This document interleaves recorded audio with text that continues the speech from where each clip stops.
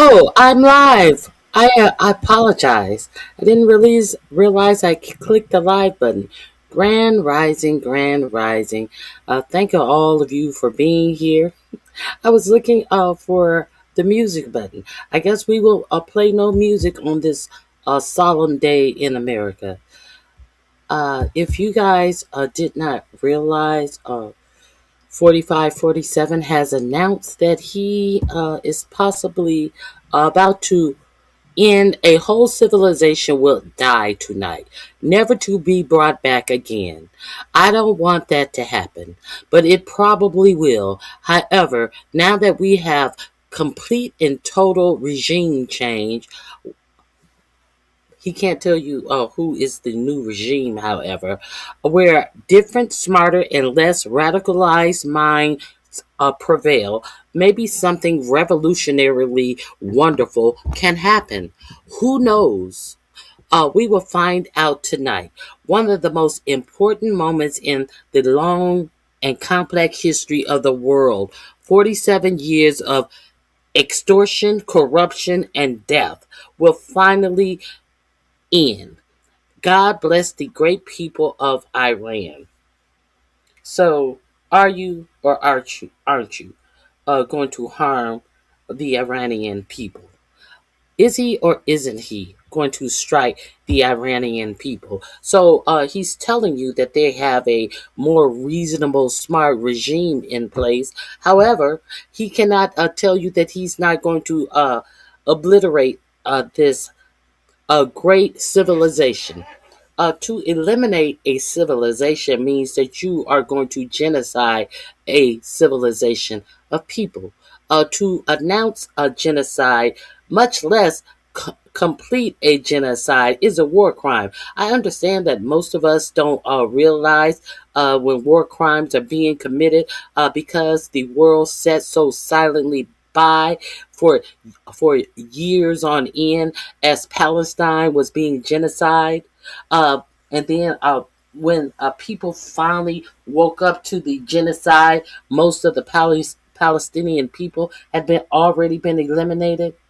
So I find it quite strange the quietness of everyone as 4547 has came out and said the most heinous things about what he is going to do to the Iranian people. Where is the rest of the United States government? Where is the rest of the equal branches of the United States government as they sit and they say nothing?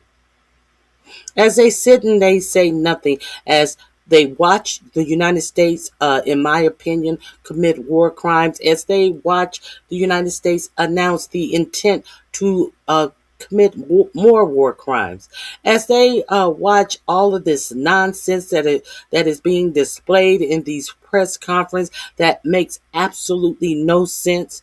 One sense doesn't coincide with the next thought. What are we doing here? What are we doing here? And do we think that us just sitting by being quiet is going to help us as Americans? Do we think that uh, this nation, this world is if these idiots have enough gumption to strike Iran with a nuclear weapon? Do you think that we are just going to be free as a bird? Nothing's going to happen to us. The world will go on as we know it. Our gas prices may be a little more expensive. You think that's what's going to happen as the world sit by silent? Now, is uh, the the European Union has came out and said they will not be a part of any of this. As a matter of fact, the UK has came out and said that the US cannot use any of its military bases to refuel, to land, to stop, to rest. They cannot use any of the UK's military facilities for anything regarding this war. Now, it seems like 45, 47 is quite tight about that. I don't understand why he's tight about that. He didn't consult them about going to this war. So 45, 47 is pissed off at the UK, but the UK said no. We will not have any part of this. France, Germany, it's France, Germany, the UK, several other nations. We'll get to all of that. Now, want to, I also want to show you a couple of more things. I think we discussed this on yesterday. Um, this is the negotiations that Trump is having. He's negotiating with himself. He cannot tell you who this new, smarter, more intelligent, more reasonable regime of this regime change is, as he gave a hard line deadline for tomorrow, where he was going to make his next strike or whatever. And now, when he went live yesterday, he changed the deadline to today. He had changed yesterday's deadline from a 48-hour deadline to a 5-day deadline to a 10-day deadline, which would have ended on yesterday. And now, yesterday, he came out and said that the deadline is today. So it appears that 45, 47 is maybe choking a little bit. It seems like that Taco Trump. Uh, Trump always chicken out. It seems like Trump always is choking out on this issue about opening the Strait of Hormuz. Now, we understand that he already said that the Strait of Hormuz, he may just let the Europeans open it because we don't use any oil there. And then Sunday he comes back cursing and screaming that they better open it up or they're going to wind up in hell and praise be to Allah and all of this blasphemous stuff that he was speaking on Easter Day. So now where are we today? Where has all of this gotten us today? All of this has gotten us, if you are unaware. If you are unaware, um, this plane has been flying over Nebraska. If you are unfamiliar with what this plane is, this is the emergency response plane. Let me tell you what this airplane is. That is flying over Nebraska. That has been brushed off and is flying over Nebraska. I will let me share the screen with you so you can understand what plane is flying over Nebraska. Let's get into it. Oops, wrong. I don't want to bring anyone up. I want to share. Oh my goodness. Here we go.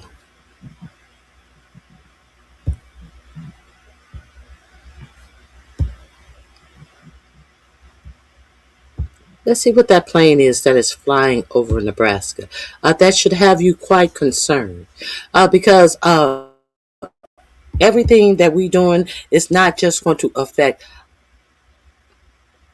Iran and the Middle East. Do you think that China and Russia, who is helping Iran in the Middle East, isn't waiting for your a feeble-minded president and his unexperienced head of the Department of Defense to exhaust all of our weaponry in a ill-advised, unadvised, illegal war? And do you not think that the dollar has been devalued, unvalued, as different nations have agreed with Iran and has agreed to pay them in the Chinese yuan to get through the Strait of Hormuz. Now, what does that do to the American dollar? Because all oil is sold on the dollar standard. So, if people are starting to pay in the Chinese yuan, what does that do to the American dollar? See, if you have been over here at RonyiQ doing the news for the past 2 years, I have been telling you how the BRICS unions have been devaluing the U.S. Dollar. Slowly but surely. Because why? Because they trade in their own currency. That's why they have stopped stockpiling the U.S. dollar and has started stockpiling gold. Now, an interesting story has come out. Speaking of stockpiling gold, France was stockpiling gold, and they were stockpiling their gold in the U.S. banks. And then France decided to say, you know what, we're going to get our gold out of the U.S. banks, and we're going to put it in our own bank. And when France went to get their gold out of the U.S. banks under 45, 47, you know what happened? Their gold was not in the banks. Their gold was not there. They had to make a settlement with the U.S. To get the money back for the value of their gold.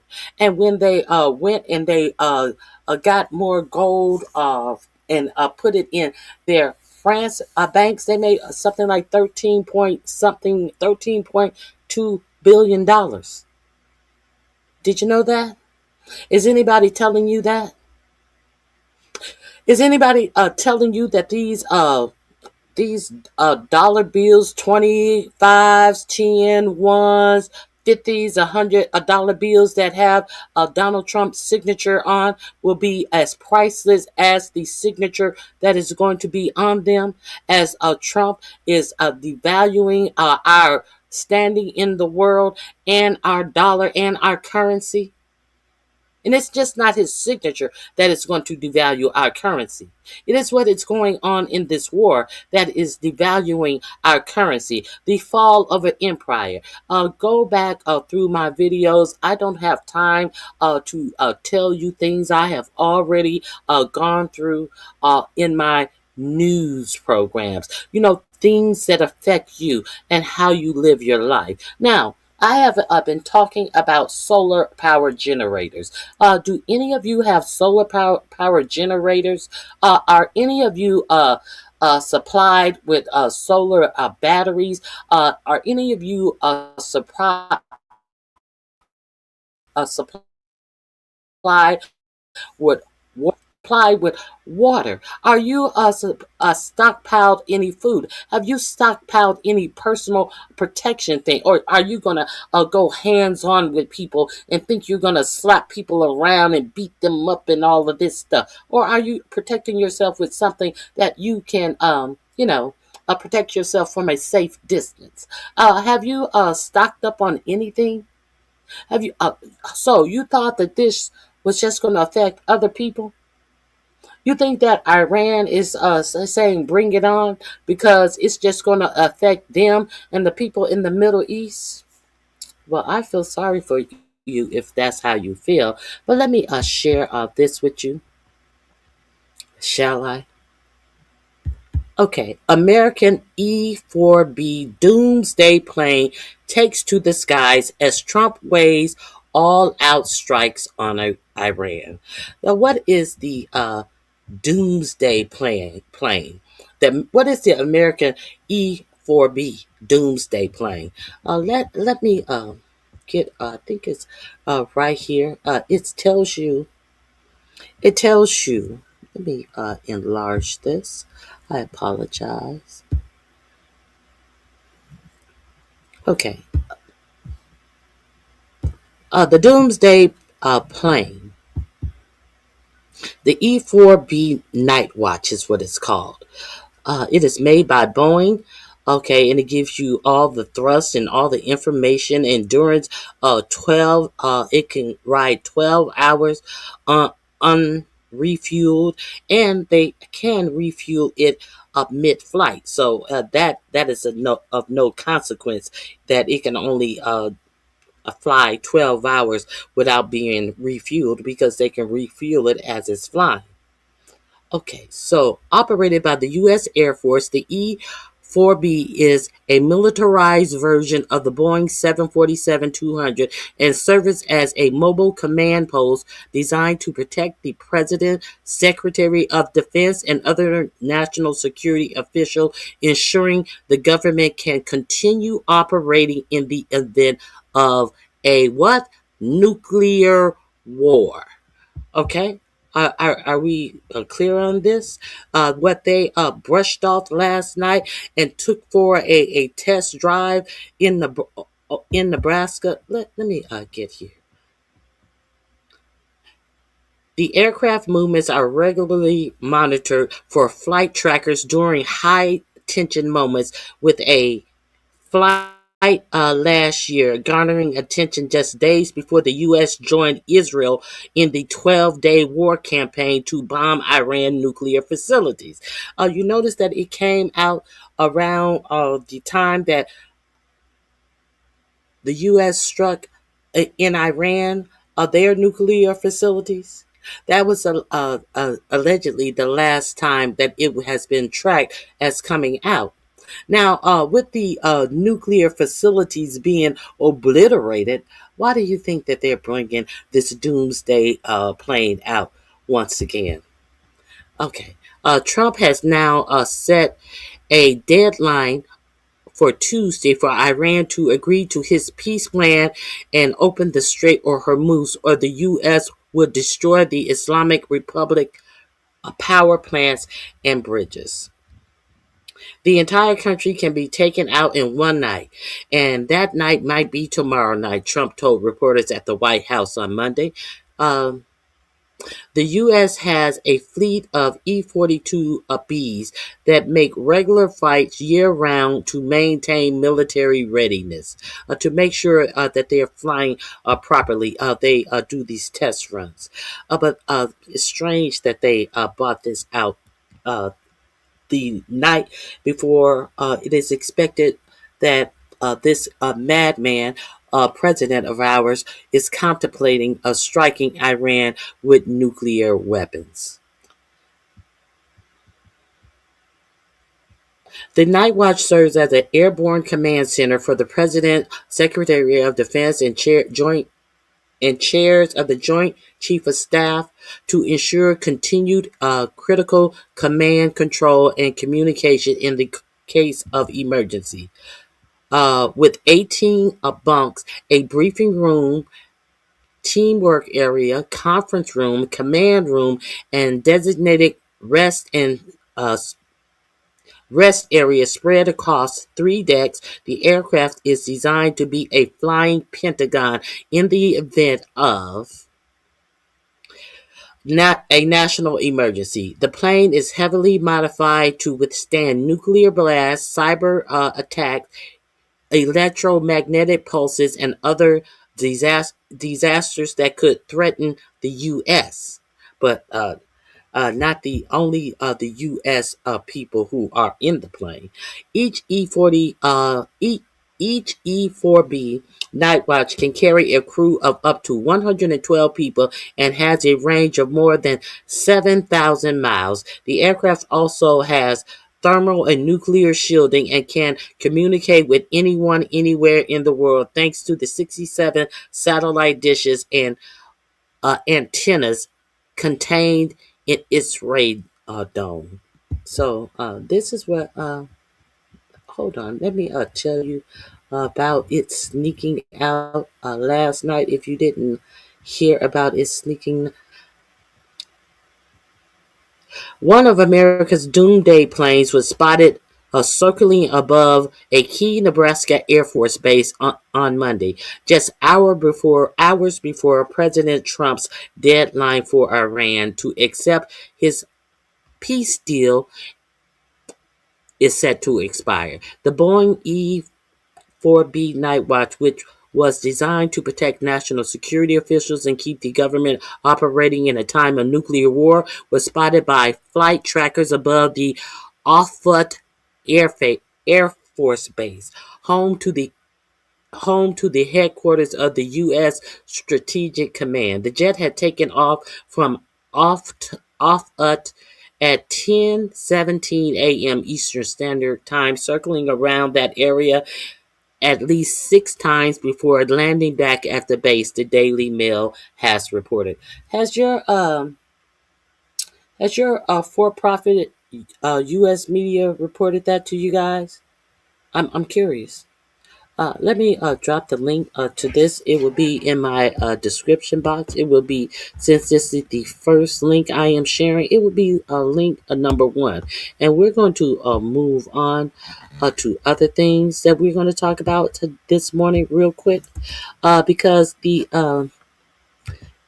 time will allegedly be up at 8 p.m. Eastern Standard Time for Iran to accept the deal that 45-47 has given them. I don't even know what the deal is, because every other day, no, every other minute, uh, everything that this administration says changes, contradicts itself, makes no sense. So do with that as you will. But Iran has already given their answer. Let's go to Iran answer. They said no. They basically they said no. They said, we have already given you the conditions of we're not agreeing to a temporary ceasefire, Iran said. We are agreeing to all strikes on our country and our affiliates to stop, like Yemen, like, where are they? Lebanon. We want all strikes to stop and never to come back to our country attacking us again. We do not agree to a 45-day ceasefire to allow you to build up your munitions and come strike us again. No, they said this shit is over and done. No. Because we didn't do anything to get struck in the first place. No, the only condition is this condition.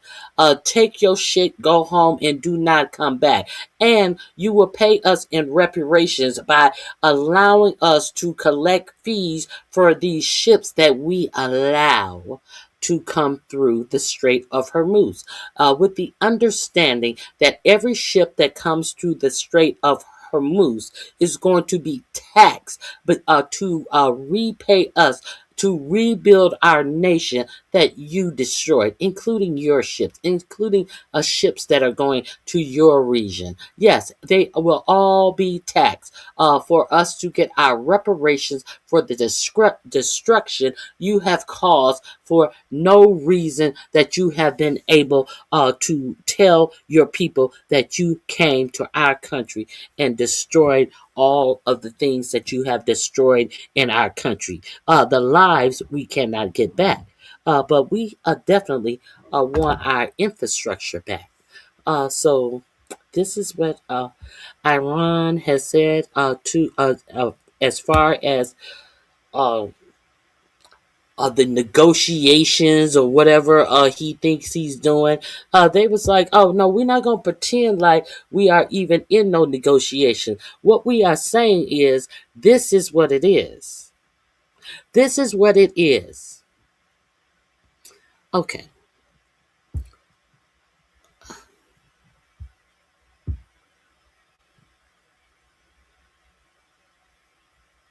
Am I lying? Am I lying? Nobody has anything to say? Y'all just listening? Okay, well, I'm glad you're here listening. Please hit the like button. Please hit the like button. So let me share some more information with you. I appreciate you guys being here. I am just here to give you information. If you find any information new that you are unaware of, you are more than welcome to um, help me reach my goals. My goals are always to give you information that you may not have heard, because we do understand our for-profit media is keeping a whole lot of information from the American people. Why? Why? Because our for-profit media has been allowed to be purchased up in large measures by is people who are uh, indebted, endowed, enshrined in love with Israel, and will not allow anything that criticize the things that Israel does that puts other people in danger. Let's put it that way. Not Jewish people, but the state of Israel and its military and its political figures. Uh, a lot of stuff is censored in our American media because they will not touch certain topics. So let me share something interesting that I did here on yesterday. Uh, Now, we know that the first thing that the Nazis did was they tried to dehumanize the Jewish people. They called them vermin and things like that. That is the quickest tactic to have the rest of the world not have sympathy. Why do you think they call people, black people, monsters? It dehumanized them. And so when you look at the brutality that these people have to endure at the hand of these people who thinks that they are something different, they are something unhuman, you sit up and you don't say anything. You let it slide by because you let it permeate your mind that you are better, that you are more supreme than other people. And these other people, we don't even look at certain people as people. That's why they use this rhetoric. So I want to remind you that while children were out there rolling and looking for their Easter egg, what your president had to say about the Iranian people. People. One thing, Iran cannot have a nuclear weapon.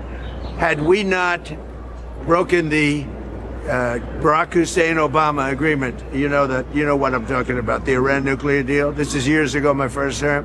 You would have had a total. Israel would have been gone, extinguished. Israel would have been wiped off the face of the earth, and the entire Middle East would have been, at a minimum, in big trouble. But I did it. That was phase one. We killed Soleimani. Without Soleimani, if they had Soleimani, it would be a whole different thing. Maybe. Would still be winning, but it would have been harder. Because we are obliterating that country. And I hate to do it, but we're obliterating, and they just don't want to say uncle. They don't want to cry, as the expression goes, uncle, but they will. And if they don't, they'll have no bridges, they'll have no power plants, they'll have no anything. I won't go further because there are other things that are worse than those two. So Oh, I didn't have the clip where he actually called them. What did he call them? He called them.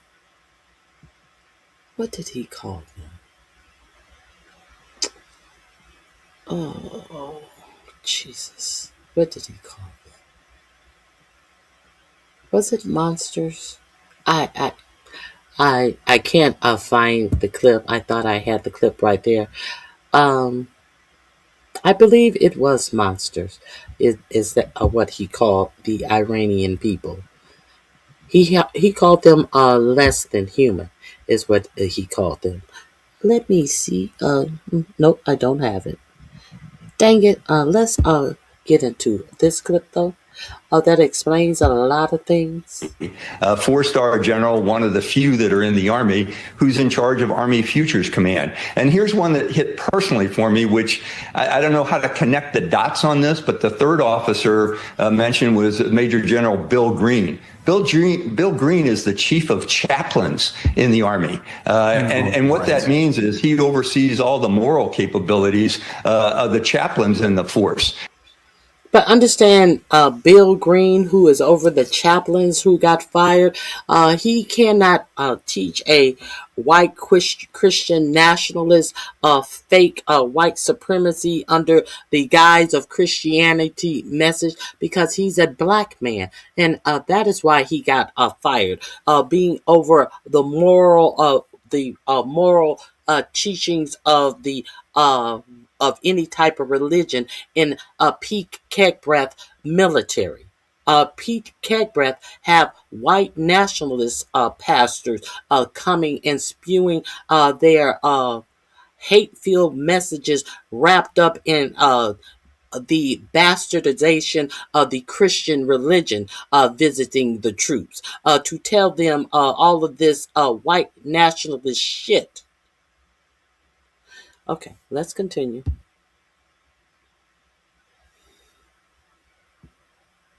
Hodney, a four-star general, one of the few that are in the Army, who's in charge of Army Futures Command. And here's one that hit personally for me, which I don't know how to connect the dots on this, but the third officer mentioned was Major General Bill Green. Bill Green is the chief of chaplains in the Army. And what that means is he...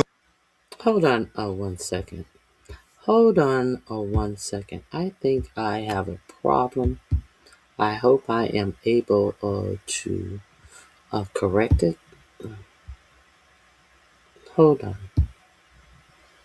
Let's see if I'm able to correct that problem. I think I corrected the problem. Okay.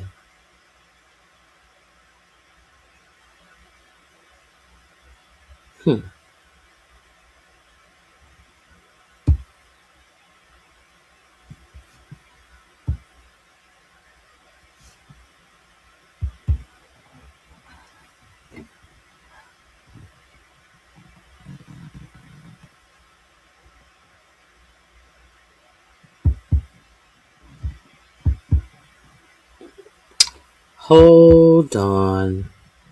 I am going to have to stop, and I am going to have to come right back to this stream. Am I? No, I'm just gonna keep going.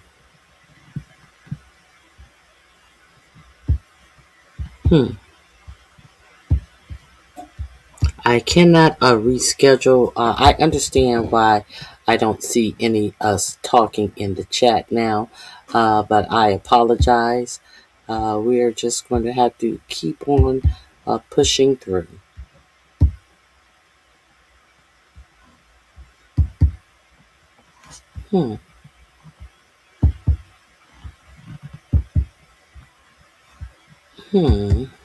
Hold on.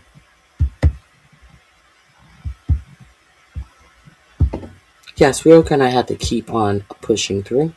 I appreciate you being here. Please hit the like button.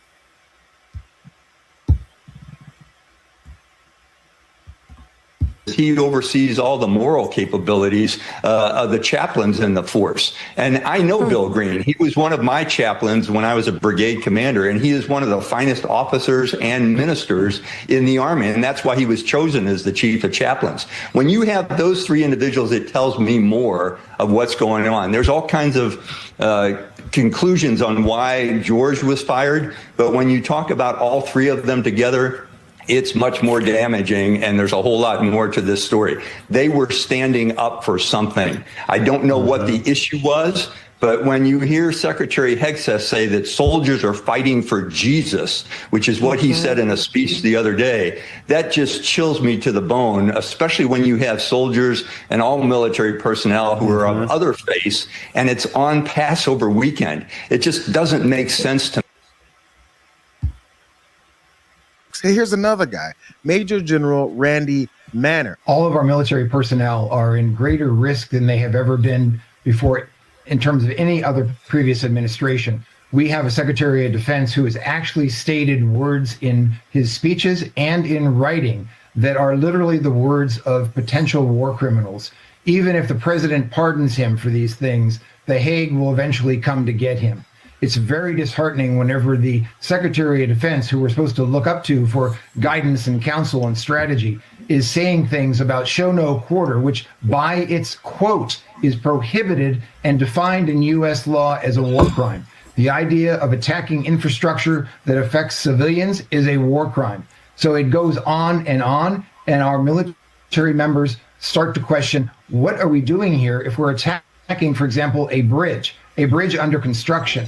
It just doesn't make any sense in terms of what are the military objectives, which seem to keep changing on a regular basis. And if you don't have military objectives, and then you know when success has been achieved, that means all you're going to do is get further and further involved in this warfare, and it's going to go worse and worse for the United States and for the American public in terms of the oil prices, just as an example. I wonder if we're supposed to believe that they've all got together and Okay, now you did hear Pete Kegbreath absolutely come out and say they will show no quarters to the Iranian. Those are the wounded people. Those are the people who you can't just walk by them, see that they are wounded, and leave them there to perish. You must show them quarters. That is the rules of war. You know, those rules of the Geneva Convention that Kegbreath expressed that he did not want to follow, yet he was confirmed anyway by these Republican senators, and the vote was so close that J.D. Vance had to sashay his switching ass into to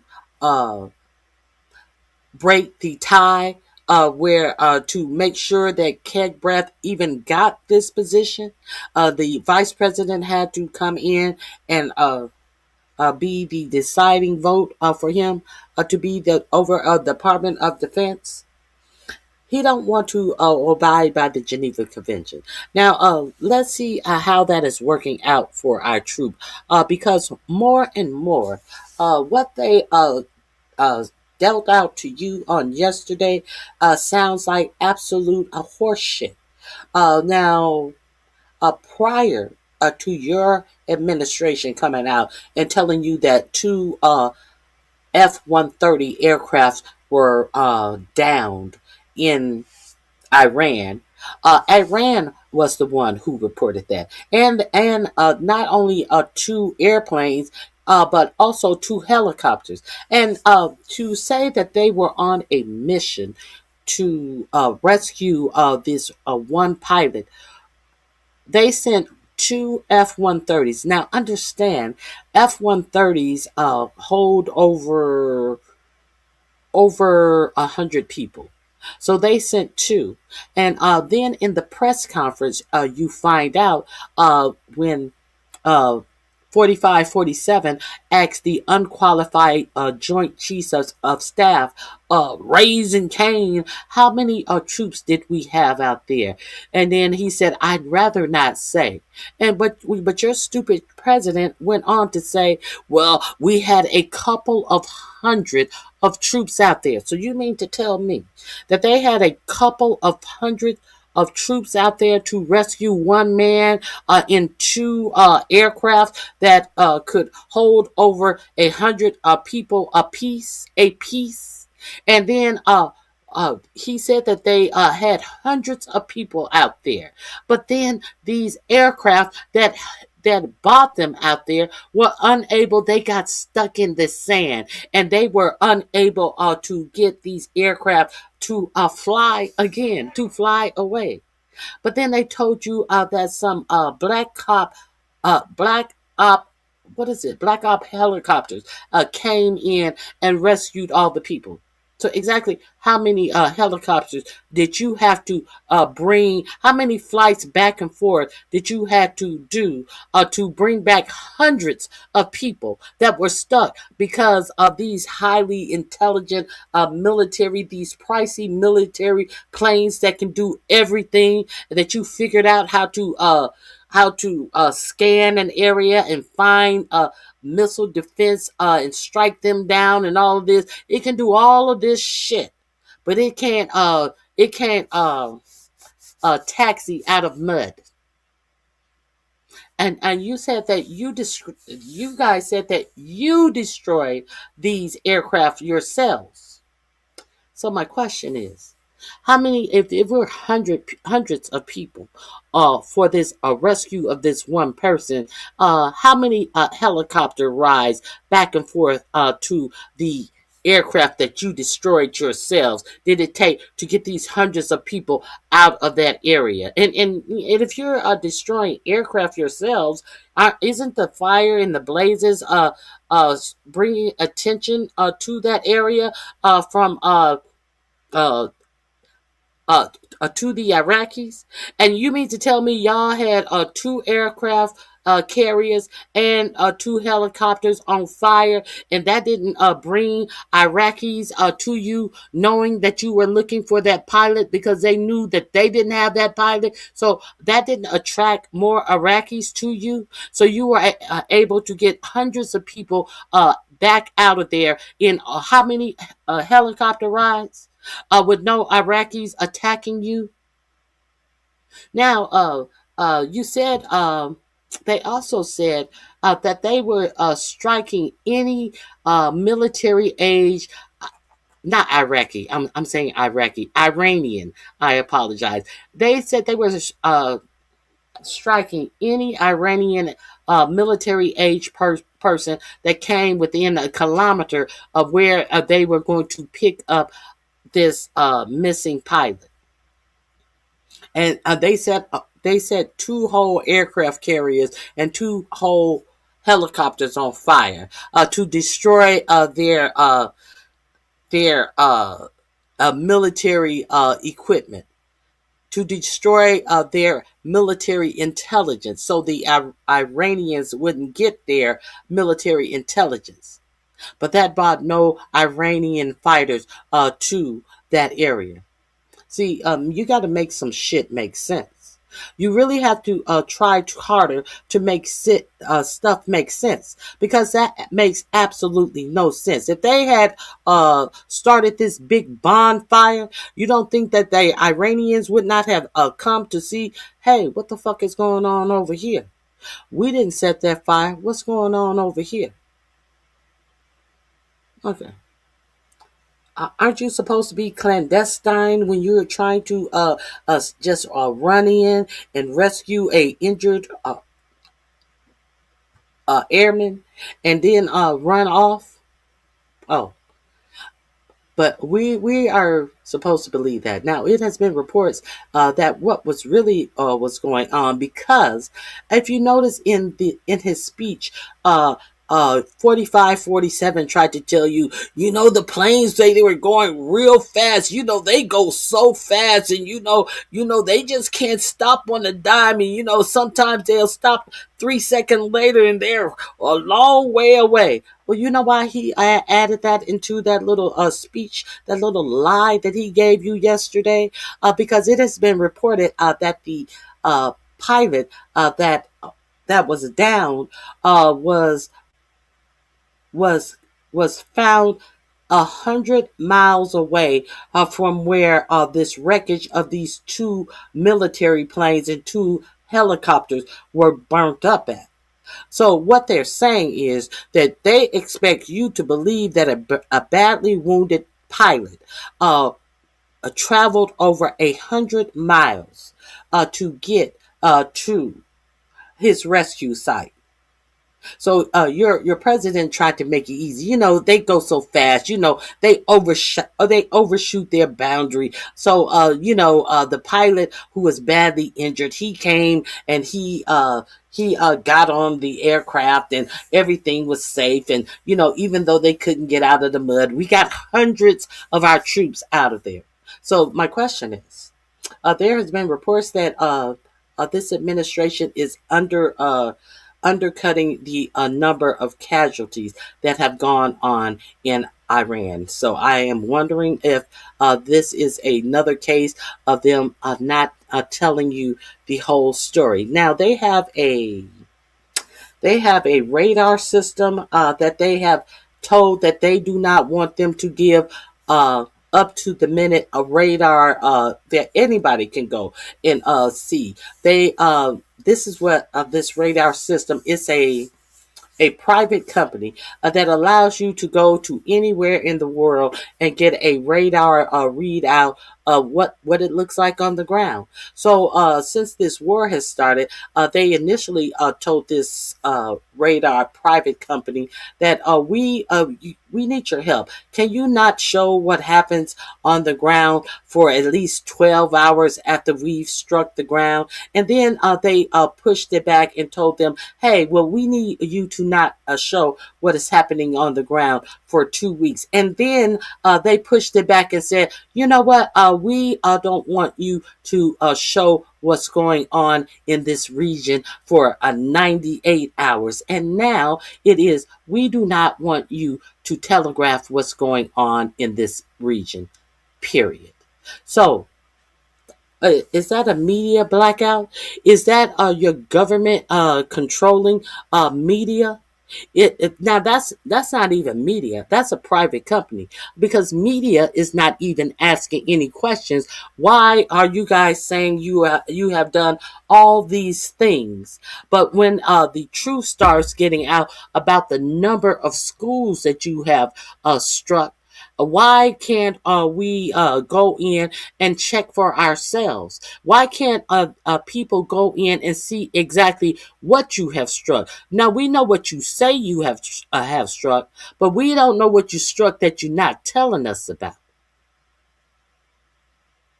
You ever think about that? Okay, let me continue.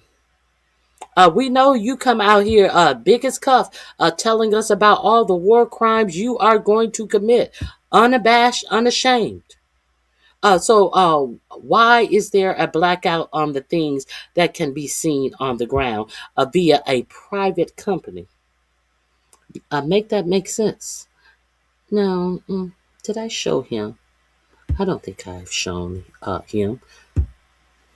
It's those guys. Yeah, I think, the fact that the war is not going to the way that the president wants, he's getting very frustrated. That frustration gets pushed down to his secretaries, his cabinet. His cabinet then pushes back onto, the people in the rank and file. And in this particular case, the Army's doing an awful lot of stuff. There probably was an awful lot of pushback on, putting ground troops in there and, the danger of another Iraq or Afghanistan. And I don't think that's what the Hegseth wanted to hear. But, the Army commander is a warrior. He's been in these places. He knows what happens when ground troops get put there. And I think, we can safely deduce that probably was part of the conversation and why he's no longer there. For the health of the Hold on. Let me. Hold on. Now I see you guys.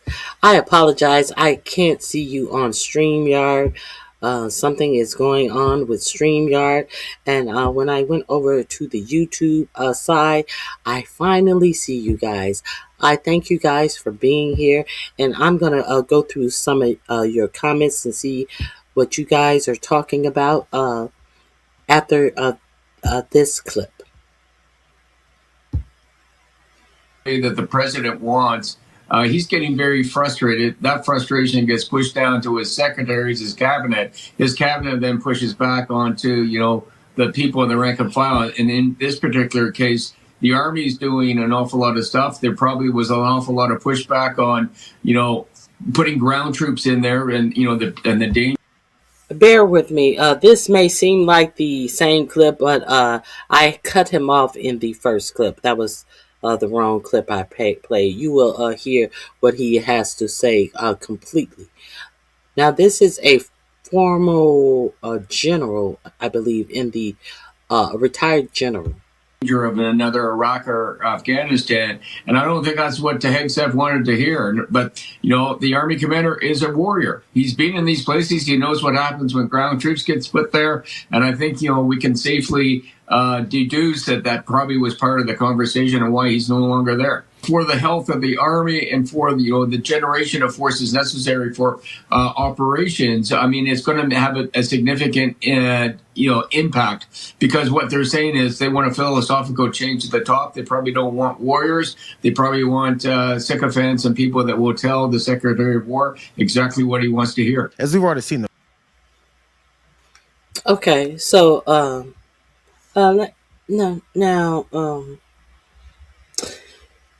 something else is happening. This is caused something else to happen.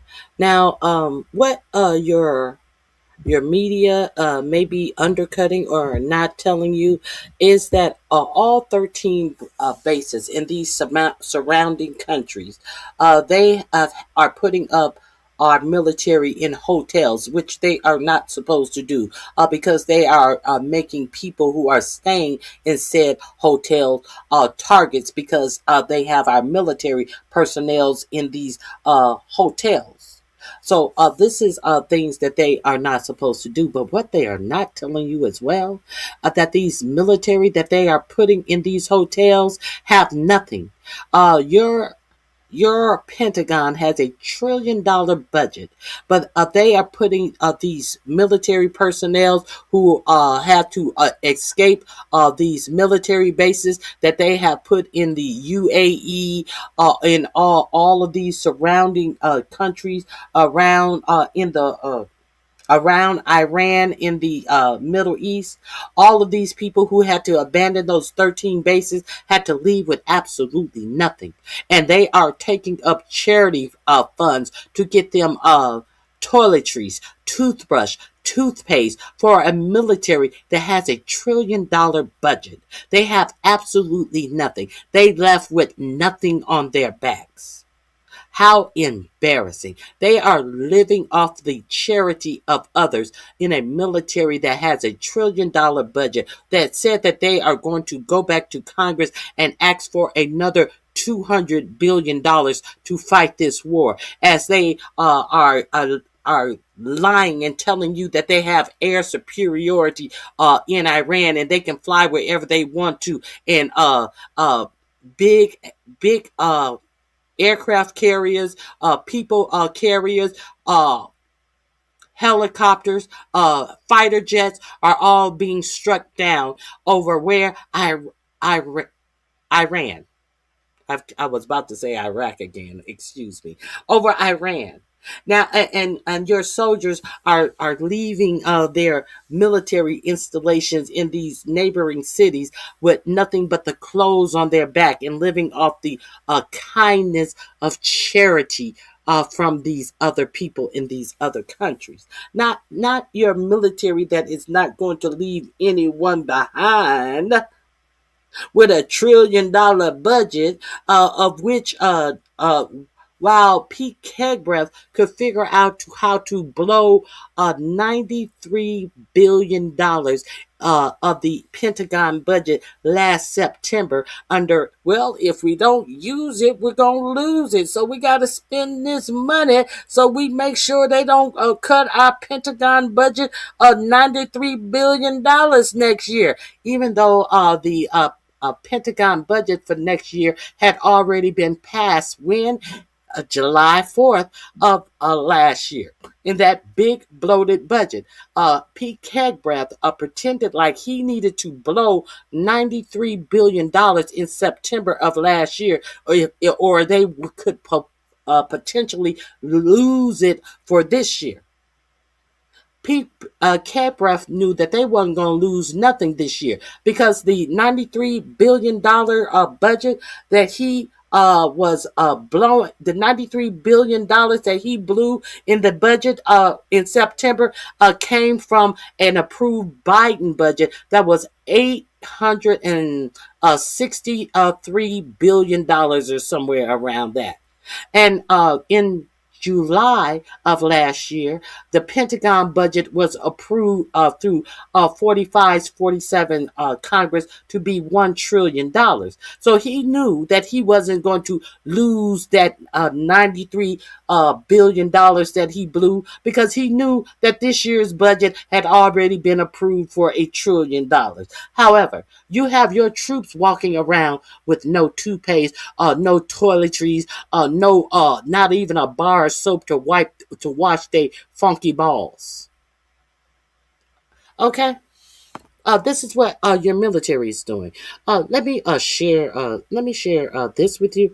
You will also be appalled at other things that is going on with your military under the direction of these people, these unqualified people who have fired all four-star generals and replaced them with unqualified idiots.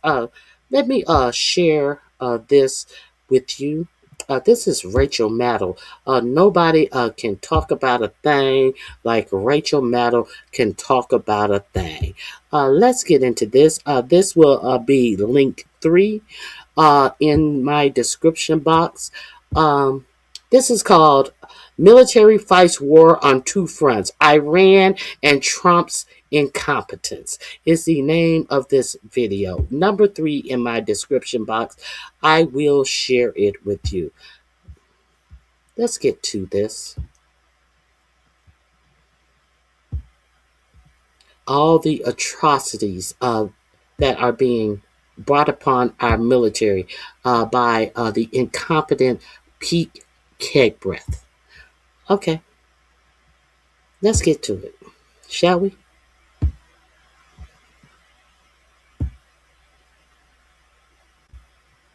The president has been doing things like that to the whole of the. And now we're into the wartime part of it, right? Because the president has been doing things like that to the whole of the U.S. government. You think he's doing a lot better when it comes to the military while we're at war? After Trump and Defense Secretary Pete Hegseth, still sounds crazy to say it, after Trump and Hegseth crowed for days and days that the United States had, quote, complete control of Iranian skies and, quote, uncontested airspace over Iran. After Trump said, quote, their Air Force is gone, their anti-aircraft equipment is gone, we're flying wherever we want, we have nobody even shooting at us. Now, of course, we've had Iran shoot down an F-15 fighter. And the resulting rescue mission, an A-10 Warthog was also shot down. 2 C-130s and some number, 1, 2, 3, 4 U.S. Special Operations MH-6 helicopters also destroyed in that rescue mission. That's on top of the $300 million AWACS plane the Iranians blew up while it sat out in the open, undefended, on an airbase in Saudi Arabia in easy reach of Iran's missiles. Also, the 3 U.S. F-15s that were shot down right at the start of the war by our allies in Kuwait, because apparently these guys forgot to do basic deconfliction with our allies to tell them not to shoot down our planes. And they shot down 3 of them. Dozens of American troops have been wounded and some killed thanks to Iranian missile and drone attacks on what appear to have been essentially unprotected U.S. bases in the region, again, in easy reach of Iran's missiles and drones. The United States, bizarrely, started this war on its own terms and on its own timeline without first preparing its own bases for the inevitable Iranian retaliation with missiles and drones. So much so that U.S. military commanders are scrambling to find hotels and office space for U.S. troops to sleep in the region, because they can't sleep at their U.S. military bases because the bases aren't safe. Even though, again, this is a war that we started on our own terms and on our own timeline. Nevertheless, someone forgot to harden the targets at all the places where tens of thousands of U.S. military personnel are stationed, again, within easy and obvious reach of Iran's weapons. While the president keeps saying, oh, don't worry, they can't fight back. They have no capability. They have no anti-aircraft equipment. Quote, we literally have planes flying over Tehran and other parts of their country, and they can't do a thing about it. He keeps saying these things while U.S. planes keep going down. It's not at all clear that he understands why that is, or that there is a contradiction between those two fact patterns. The one he's asserting about Iran's capabilities and the one Iran is demonstrating in the sky. Trump gave Tehran a deadline to open the Strait of Hormuz on March 23rd, or he said he would obliterate them. Then that deadline came and went. Then the deadline became April 6th. That's today. Then over the weekend, the deadline became tomorrow, April 7th. There's no explanation why from the president as to why these supposed deadlines keep changing. But honestly, there's no indication from the president that he necessarily understands that it is important that he keeps constantly changing these deadlines. I mean, does he fully understand that that's what he's doing?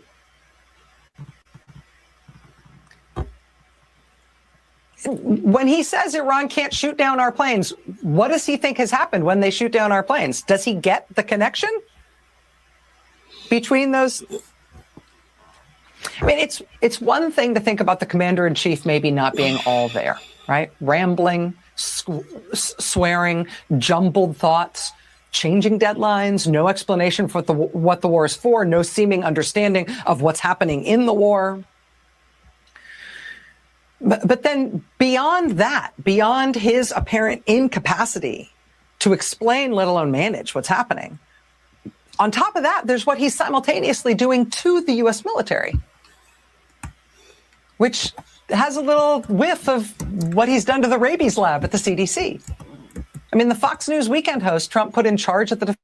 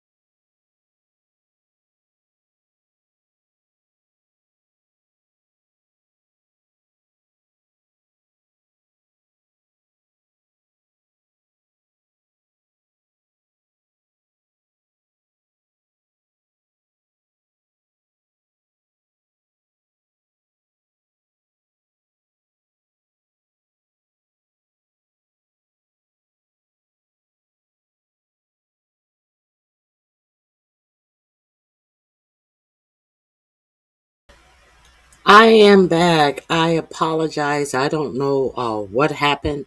StreamYard threw me out. Let me continue sharing this screen with you. Let's get back into it, shall we?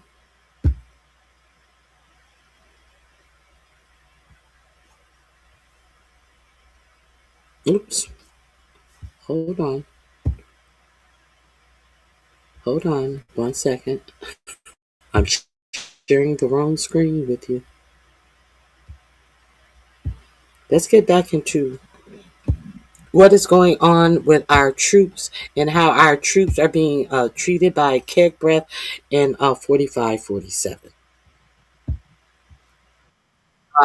Right? All this respect for Because the a president who's been doing things like that to the whole of the U.S. government, you think he's doing a lot better when it comes to, bizarrely, started this war?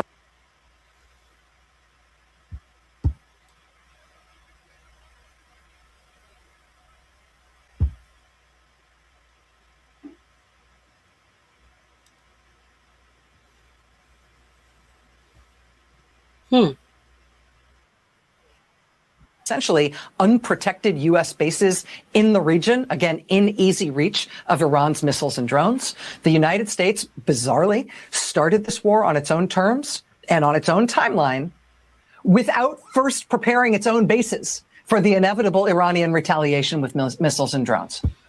And thus we have our military people who were living in a station on those bases, living in hotels and with nothing, no personal effects that they were able to bring along with them, living off the charities of others, not being supplied with what they need from a $1 trillion budgeted U.S. military. So much so that U.S. military commanders are scrambling to find hotels and office space for U.S. troops to sleep in the region, because they can't sleep at their U.S. military bases because the bases aren't safe. Even though, again, this is a war that we started on our own terms and on our own timeline. Nevertheless, someone forgot to harden the targets at all the places where tens of thousands of U.S. military personnel are stationed, again, within easy and obvious reach of Iran's weapons. While the president keeps saying, oh, don't worry, they can't fight back. They have no capability. They have no anti-aircraft equipment. Quote, we literally have planes flying over Tehran and other parts of their country, and they can't do a thing about it. He keeps saying these things while U.S. planes keep going down. It's not at all clear that he understands why that is, or that there is a contradiction between those two fact patterns. The one he's asserting about Iran's capabilities and the one Iran is demonstrating in the sky. Trump gave Tehran a deadline to open the Strait of Hormuz on March 23rd, or he said he would obliterate them. Then that deadline came and went. Then the deadline became April 6th. That's today. Then over the weekend, the deadline became tomorrow, April 7th. There's no explanation why from the president as to why these supposed deadlines keep changing. But honestly, there's no indication from the president that he necessarily understands that it is important that he keeps constantly changing these deadlines. I mean, does he fully understand that that's what he's doing?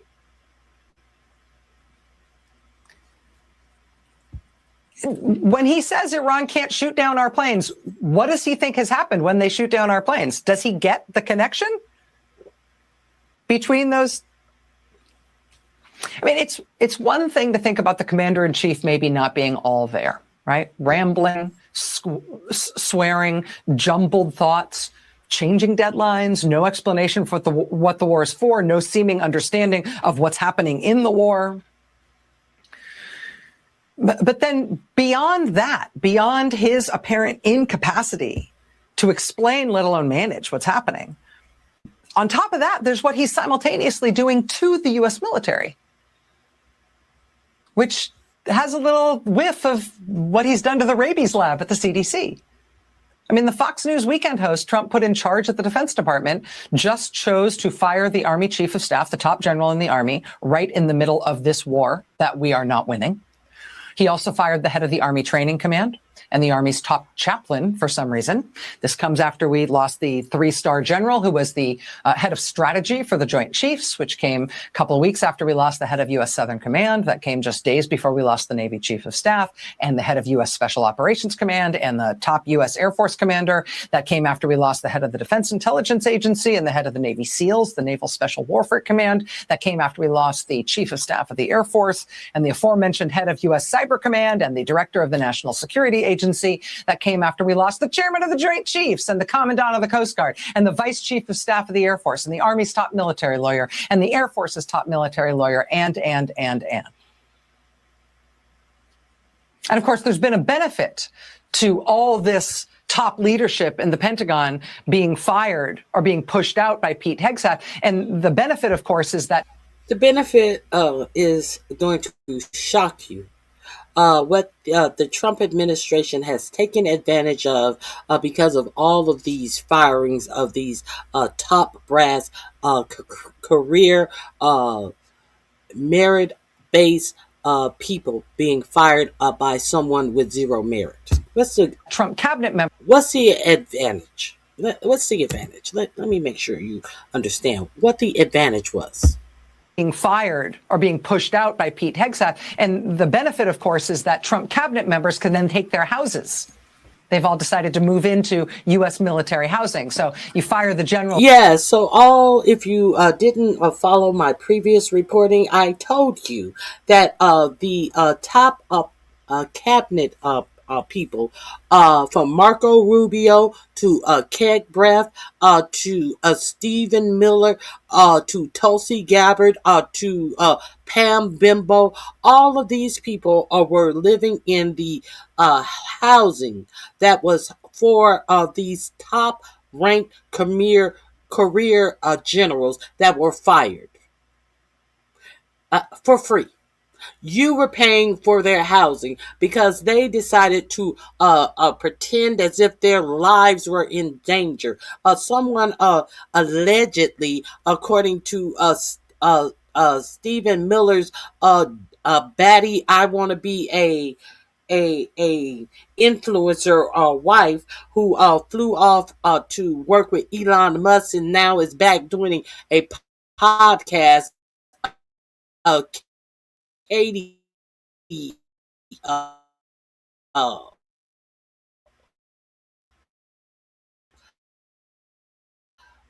Miller. She said somebody wrote something in behind secured gates, and we must live in a colonel's or a top general's house.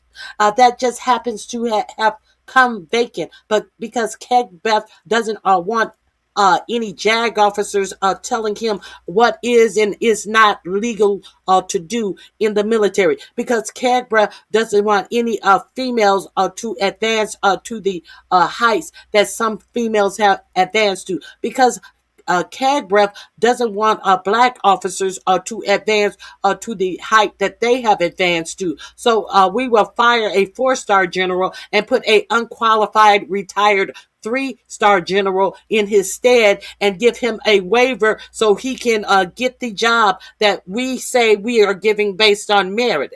This is what they have done with the housing. I digress. And the commandants and stuff, at least you can take their house. So there's that. That's good for America. And then take their houses. They've all decided to move into U.S. military housing. So you fire the generals and the commandants and stuff, at least you can take their house. So there's that. That's good for America. The strategic and even cognitive incoherence of the president and the defense secretary, those top civilian officials in charge of the military, those are worrying things, right? Less worrying, thankfully, when we can count on a professional, excellent, non-political, meritocratic military, right? If you can have lousy civilian leadership to an extent, if you can count on an excellent professional military to know what to do and to do it well despite bad leadership.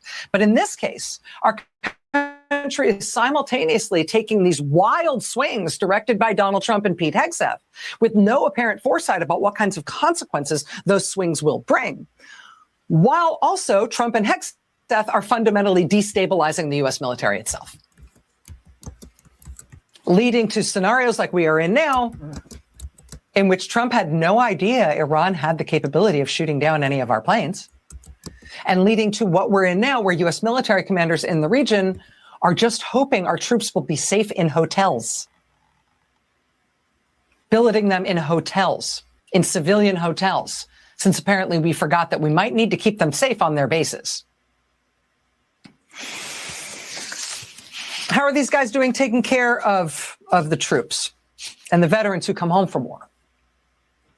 This is the lead from NPR. Quote, more than 10,000 veterans lost their homes to foreclosure since May of last year when the Trump administration shut down a key safety net in the VA home loan program.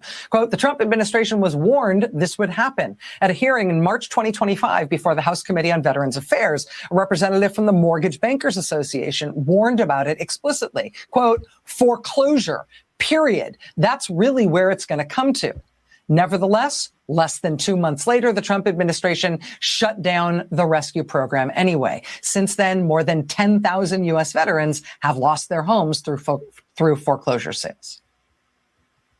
Yeah, it is not that they are doing any better with veterans or with the military than they are with the CDC rabies lab or with the FBI or with any of it. They are breaking all of it. And now we are seeing what it's like for them to try to wage what is turning into a major war with a government and a military that they have broken.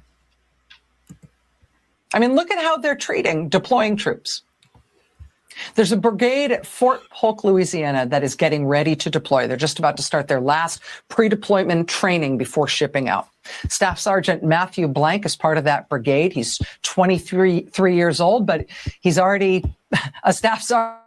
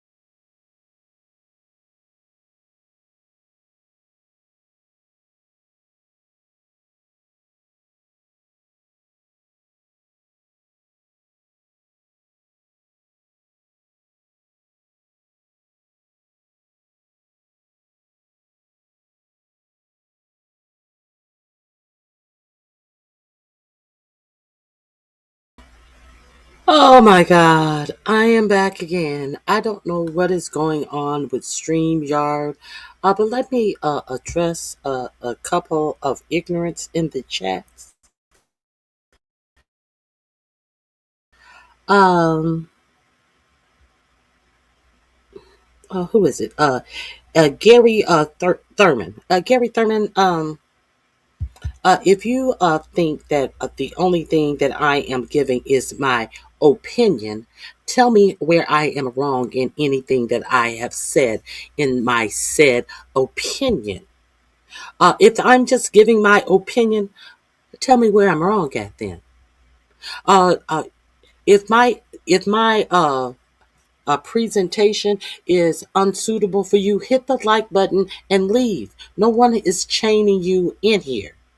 I'm not insulted by your ignorance because you are mad because your chosen one has ruined the whole world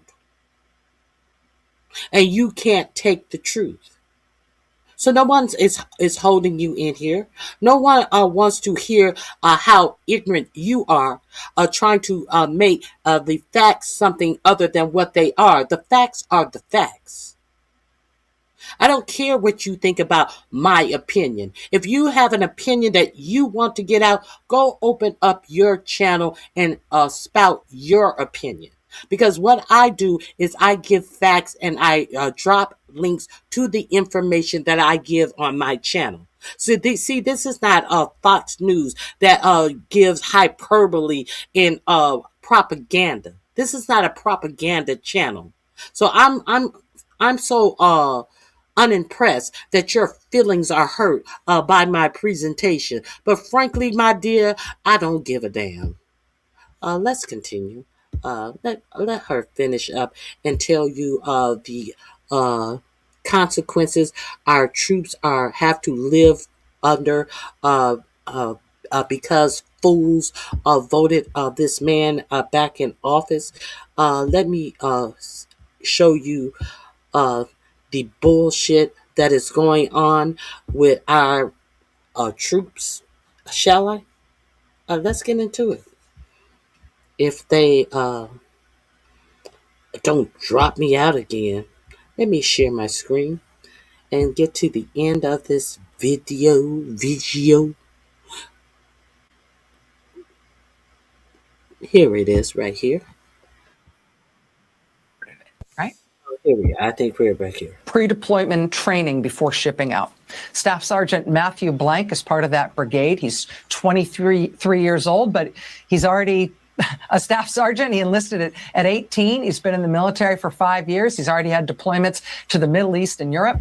Before this next deployment, happily, this past month, Staff Sergeant Blank got married. Big wedding in Texas. Very, very happy couple. Looking forward to starting a family together. Last week, he and his wife had their appointment at Fort Polk to get their married housing, get her military spouse ID. Instead, when they showed up at Fort Polk to register to get her military ID, ICE agents handcuffed her and took her to an immigrant prison. She has no criminal record of any kind. She was born abroad. She has lived here since she was a toddler. She teaches Sunday school. She's a few months from finishing her bachelor's degree in biochemistry. She is happily newly married to not only a U.S. citizen, but an active duty U.S. Army staff sergeant who is about to deploy. And how did he spend this weekend? He spent this weekend at the barbed wire gates of the Trump immigrant prison where they have now locked up his wife. Because, you know, they're going after the worst of the worst. This is the one thing the U.S. government is still even trying to do, right? And this comes after the U.S. Marines had to scramble to try to undo their announcement last week that the Marines would also have ICE agents stationed at the gates of Parris Island Recruiting Depot in South Carolina, where they apparently plan to arrest family members of newly minted U.S. Marines who were graduating from Marine basic training. They were going to arrest family members of those new Marines when they showed up for graduation for their loved one getting out of Marine Corps basic training. Welcome to the United States Marine Corps. Thank you for volunteering to give up your life for this country. We are locking up your family. We're going to pick them up at graduation. They announced that ICE agents would be at the gate at Marine basic training graduation. They then had to try to walk it back. They said it was an internal communication failure.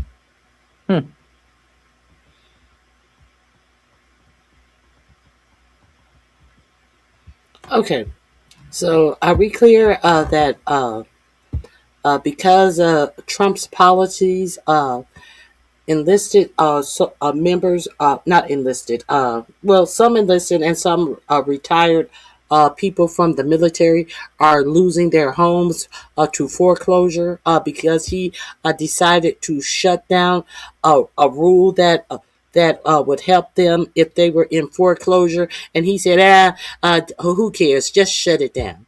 And 10,000 of our military personnel or retired personnel have lost their housing.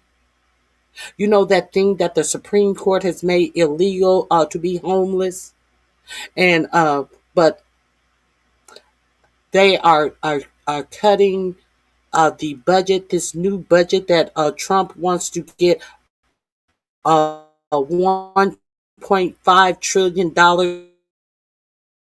uh, for military expenditures next year.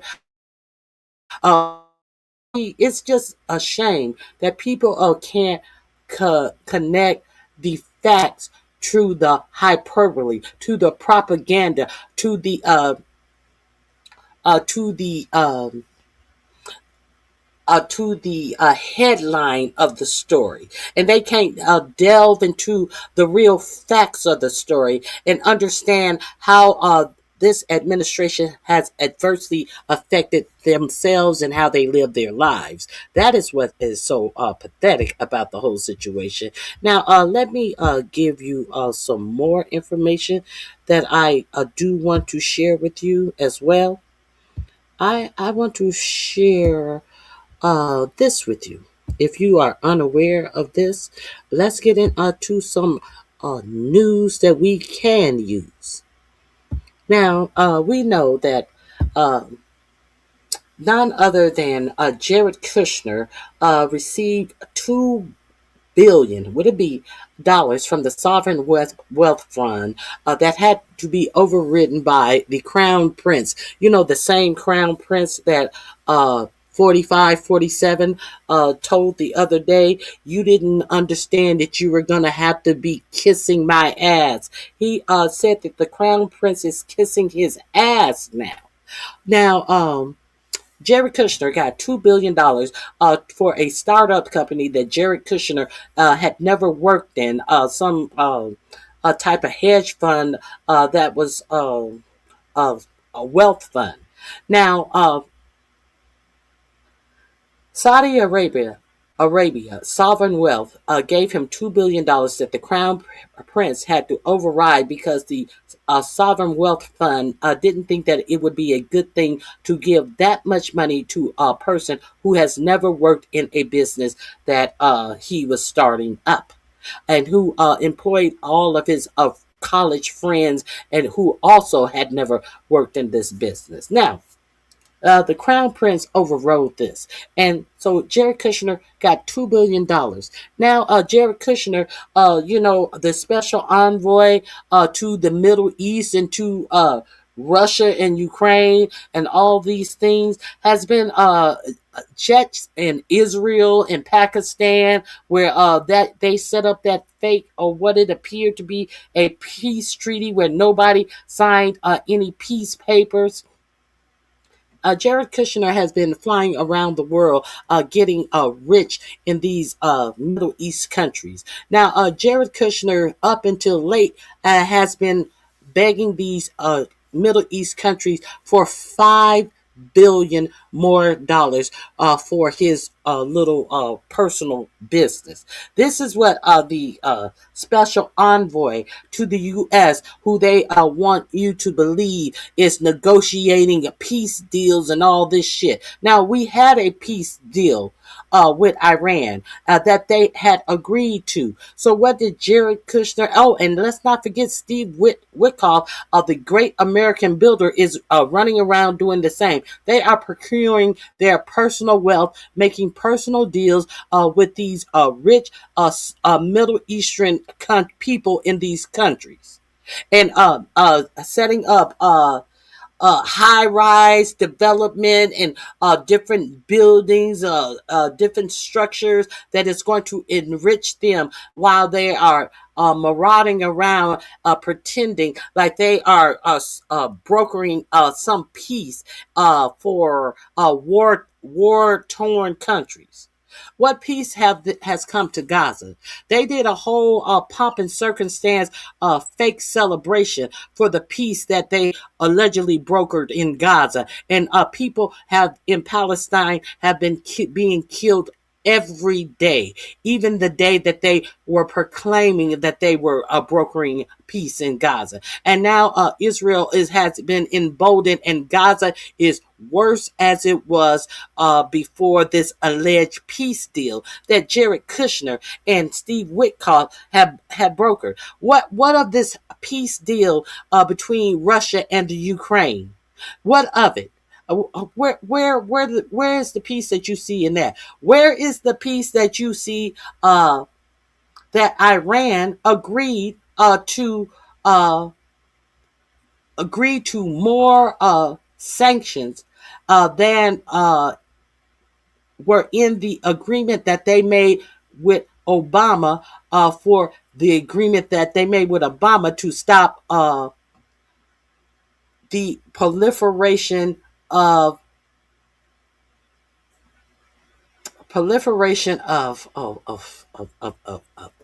you know what I mean, proliferation of uranium. I can think of the word uranium. Now, they wanted to use nuclear power to actually be the power for their country. So they said that they allowed them to proliferate so much nuclear power to power their country. Now, that was under the Obama agreement, but Netanyahu went and told Trump, no, they're doing that because they making nuclear weapons, and so Trump tore up that agreement under the guise that with no proof was given. Same thing Netanyahu has been saying for 40 years. No proof was given. And plus, a black man brokered the deal. So you know that Trump was very glad to tear that up because Trump feels that anything that he is has to be better than what a black man is. So let's be clear that Trump is the reason why we are in this situation in the first place. So Trump followed Netanyahu's orders that to tear up the deal. That was number one. Now Trump has followed Netanyahu's orders twice to strike Iran. So are we clear on whose problem this is? As Steve Witkoff and Jared Kushner falsely sat down and negotiated with Iran, and Iran thought that they were negotiating with true people who wanted to solve a problem.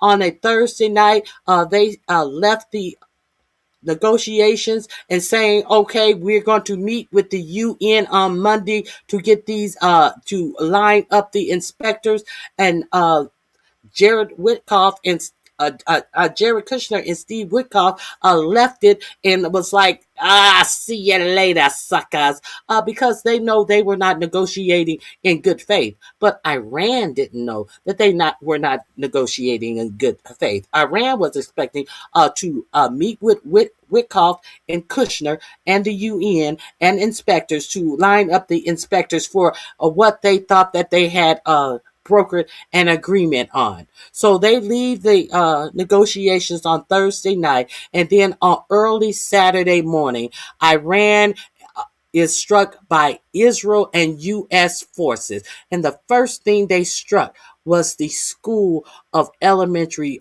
school children. Now, it is not being reported broadly about how many schools that your United States government has struck. It is not being reported broadly about how many hospitals, how many civilian institutions, how many colleges. Last night, the equivalent to MIT college was struck by your government. So it is not like your government has not been committing these war crimes all along. Your government has started striking Iran the way Israel has been striking its foes. Let's keep it a buck. your government has taken a page out of Israel book in the striking of Iran. You know, someone who sat down at the table with them to broker a peace deal, and your government turned around and struck them after an agreed peace deal. Now, how is that working out for the rest of the world? How would you react? How would you react if your home nation was struck down? See, you guys like to play games, but you don't have no bombs lauded across your skies and tearing up your neighborhoods when you haven't done anything to anyone but broker peace. You don't have that happening to you. Now, so the last we saw Jared Kushner and Steve Witkoff, they were sitting up, perpetrating a fraud about a peace deal with Iran. Why is that important? Because it may come back to haunt these money grubbing scoundrels. Now, you do remember that last week I told you the story about how Iran has been striking data centers over in the Middle East, in these countries that had allowed Americans to build military bases on their lands under the guise that, hey, you know, if we have a base on your land, Saudi Arabia, we can protect you. Hey, you know what? If we have a base on your land, Bahrain, we can protect you. Now, all of the bases on the lands of these Saudi people have been bombed by Iran, and the Americans are nowhere around to do what? To protect them. So now Marco Rubio is in his feelings. Marco Rubio is pissed off because Saudi Arabia had the audacity to talk to Ukraine about what they are doing to make these drones. Saudi Arabia is looking to Ukraine to create these drones that they are using to strike Russia high value targets. These inexpensive drones that Ukraine offered to give this information to the United States. But the United States told Ukraine, we don't want your information. We don't want no information. We would rather blow apart $1 billion drones that take billion. We would rather strike missiles with $1 billion weaponry that takes 6 months to make. Why would we want to use a 20 or 30,000 dollar drone that you can make 606 days? We don't want to use that. We are Americans. Are you crazy? Now, so Saudi Arabia has gone over, you know, Saudi Arabia that allowed Trump the Americans to put an air base on their land under the guise that they would get protection. You know, the same Saudi Arabia who then turned around and gave Jared Kushner $2 billion against the wish of the Saudi Sovereign Wealth Fund. Now they are looking to Ukraine. Somebody who who the U.S. turned down for military help. Now the Saudis want to know how to attack these missiles that are coming into their country, since the U.S. is not protecting them themselves. How do you think that this is going to work out? Now, we understand that the Crown Prince MBS was reported to be the person who had the American journalists chopped up. Your CIA gave such information to Donald Trump. But what did Donald Trump do when he got that information? He said that MBS was a great guy, and he didn't believe it because MBS was a great guy. Now, your intelligence told your president in his first term that this is what MBS had done to a reporter that was making unflattering reports about Saudi Arabia. So what you think gonna happen to Jared Kushner? What you gonna think? What you think is going to happen to Jared Kushner, who's over there groveling for more money after he already then got $2 billion from the Saudis, and the Saudis are getting no protection. They're having to scramble to Ukraine to get to try to figure out a way to protect their nation. What you think gonna happen to them? Okay, here's the story. Here's the story. Says I don't know what I'm talking about. Since I don't know what I'm talking about, I'm going to drop this story. This would be link number 3. That Rachel Maddow link was link number 2 that I just showed you about how your veterans are being treated. Gulf funds are recalibrating American investments. So including backing for Paramount merger as Iran war rages on. So I also reported to you that this big merger that Oracle is in with Chat GPT to make this big data center.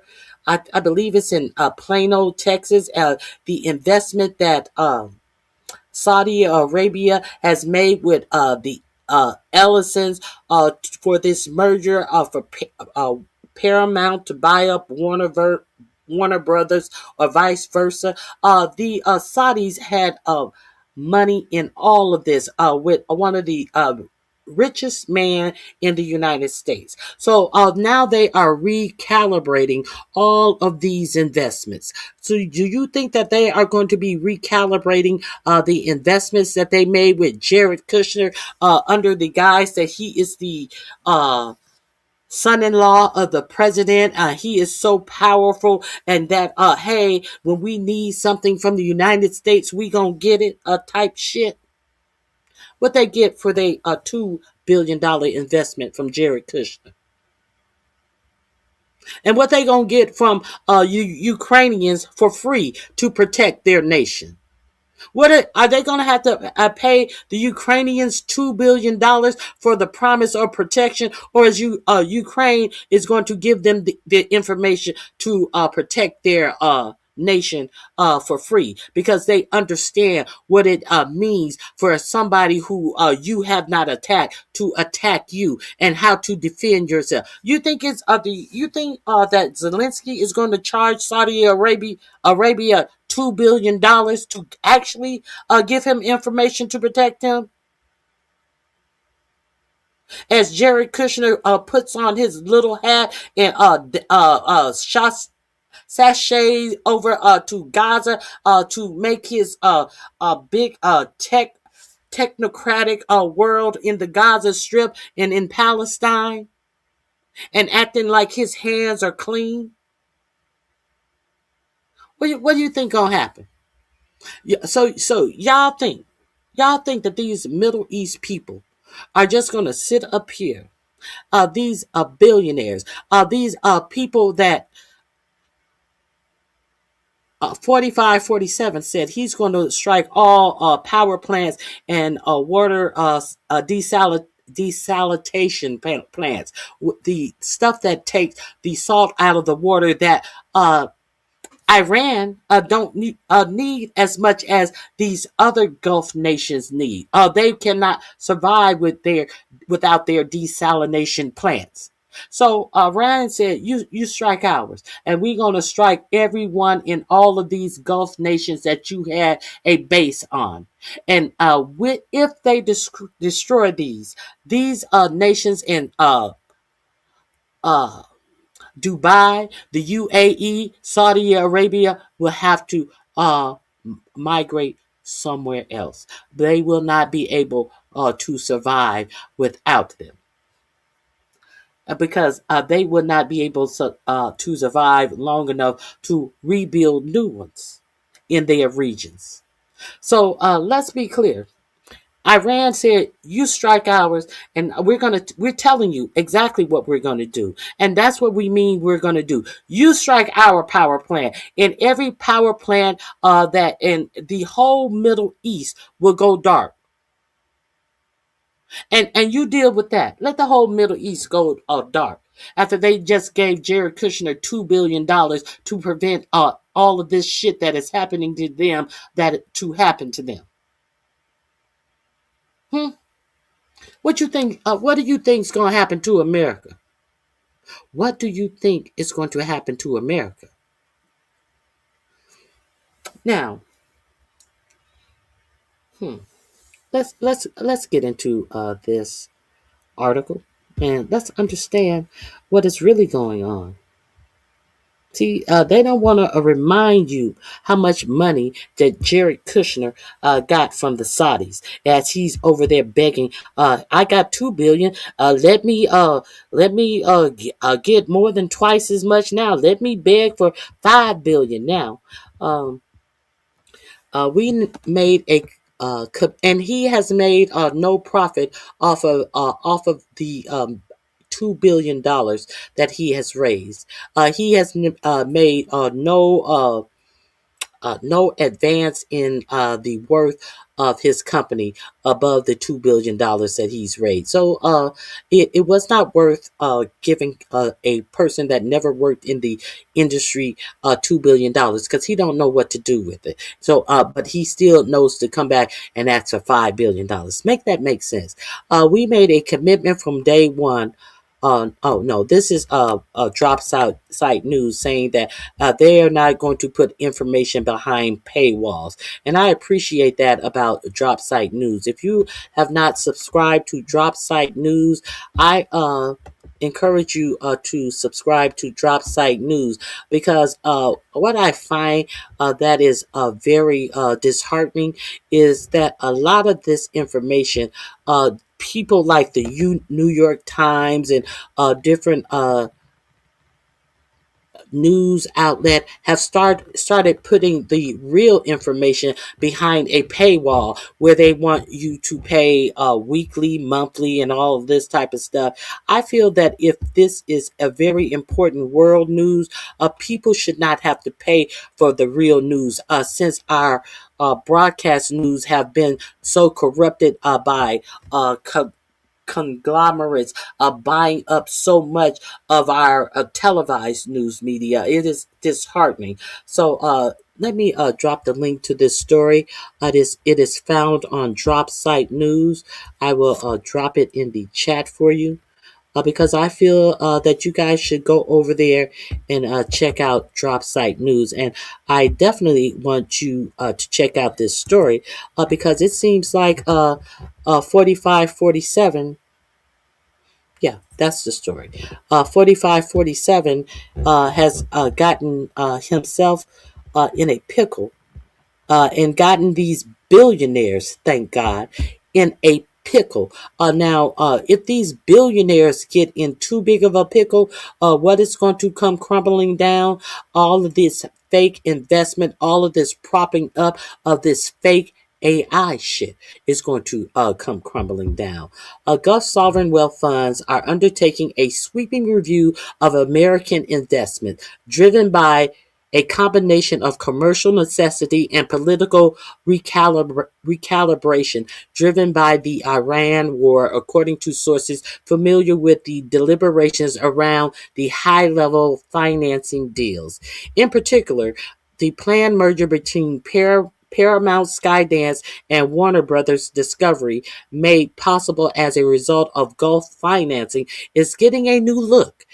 A postponed meeting of the board of the Qatar Investment Authority will reconvene within the next week as the fund recalibrates its investment approach. A source with knowledge of the deliberation said, even from a purely numbers perspective, you have to look at this again, said the industry source, asking for anonymity to speak freely about investment matters rarely discussed publicly.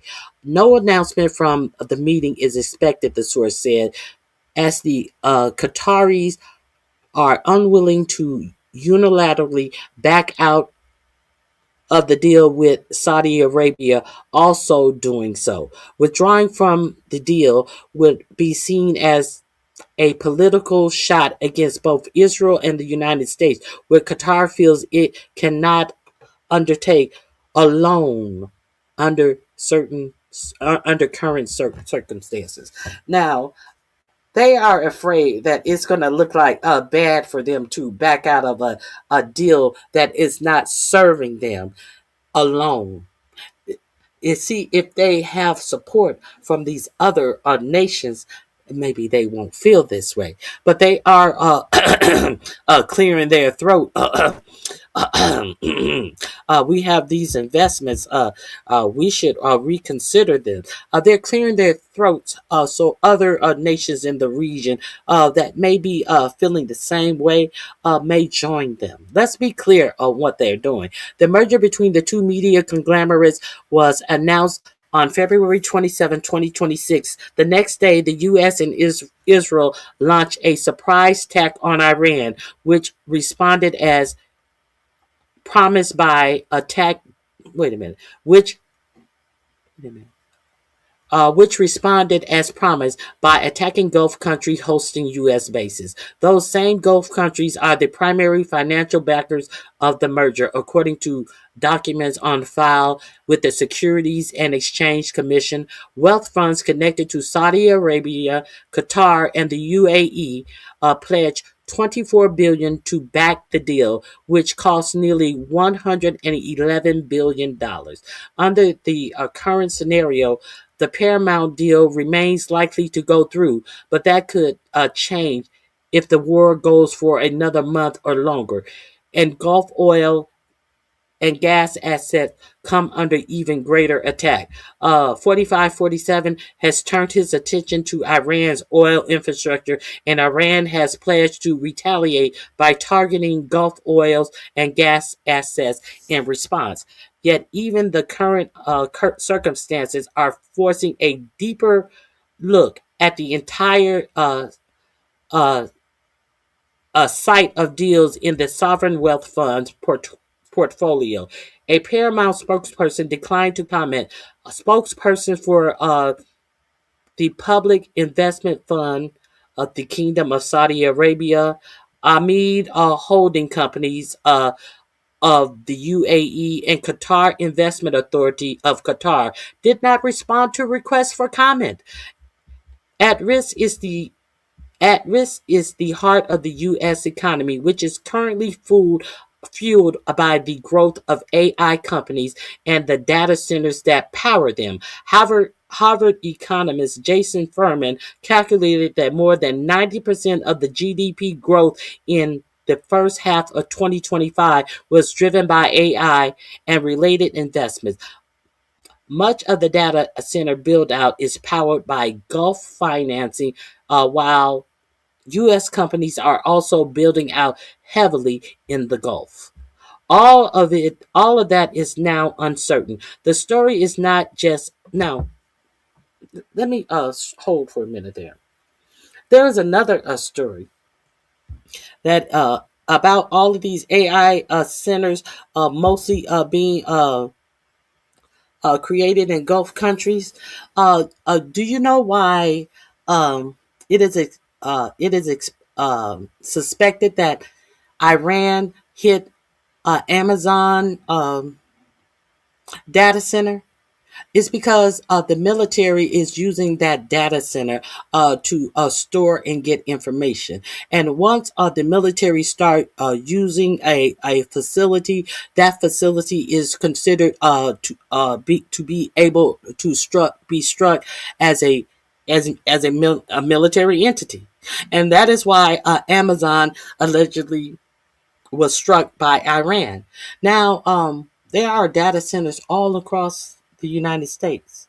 We are aware that there are, I believe that they wanted to get at Palantir in that data center that they struck for Amazon. If I remember correctly, I believe it was Palantir that the military was using from that base that Iran struck. Now, are we clear that all of these data centers that dots the whole United States that these billionaires are building? They are Many of them are used for military information to be shared as well.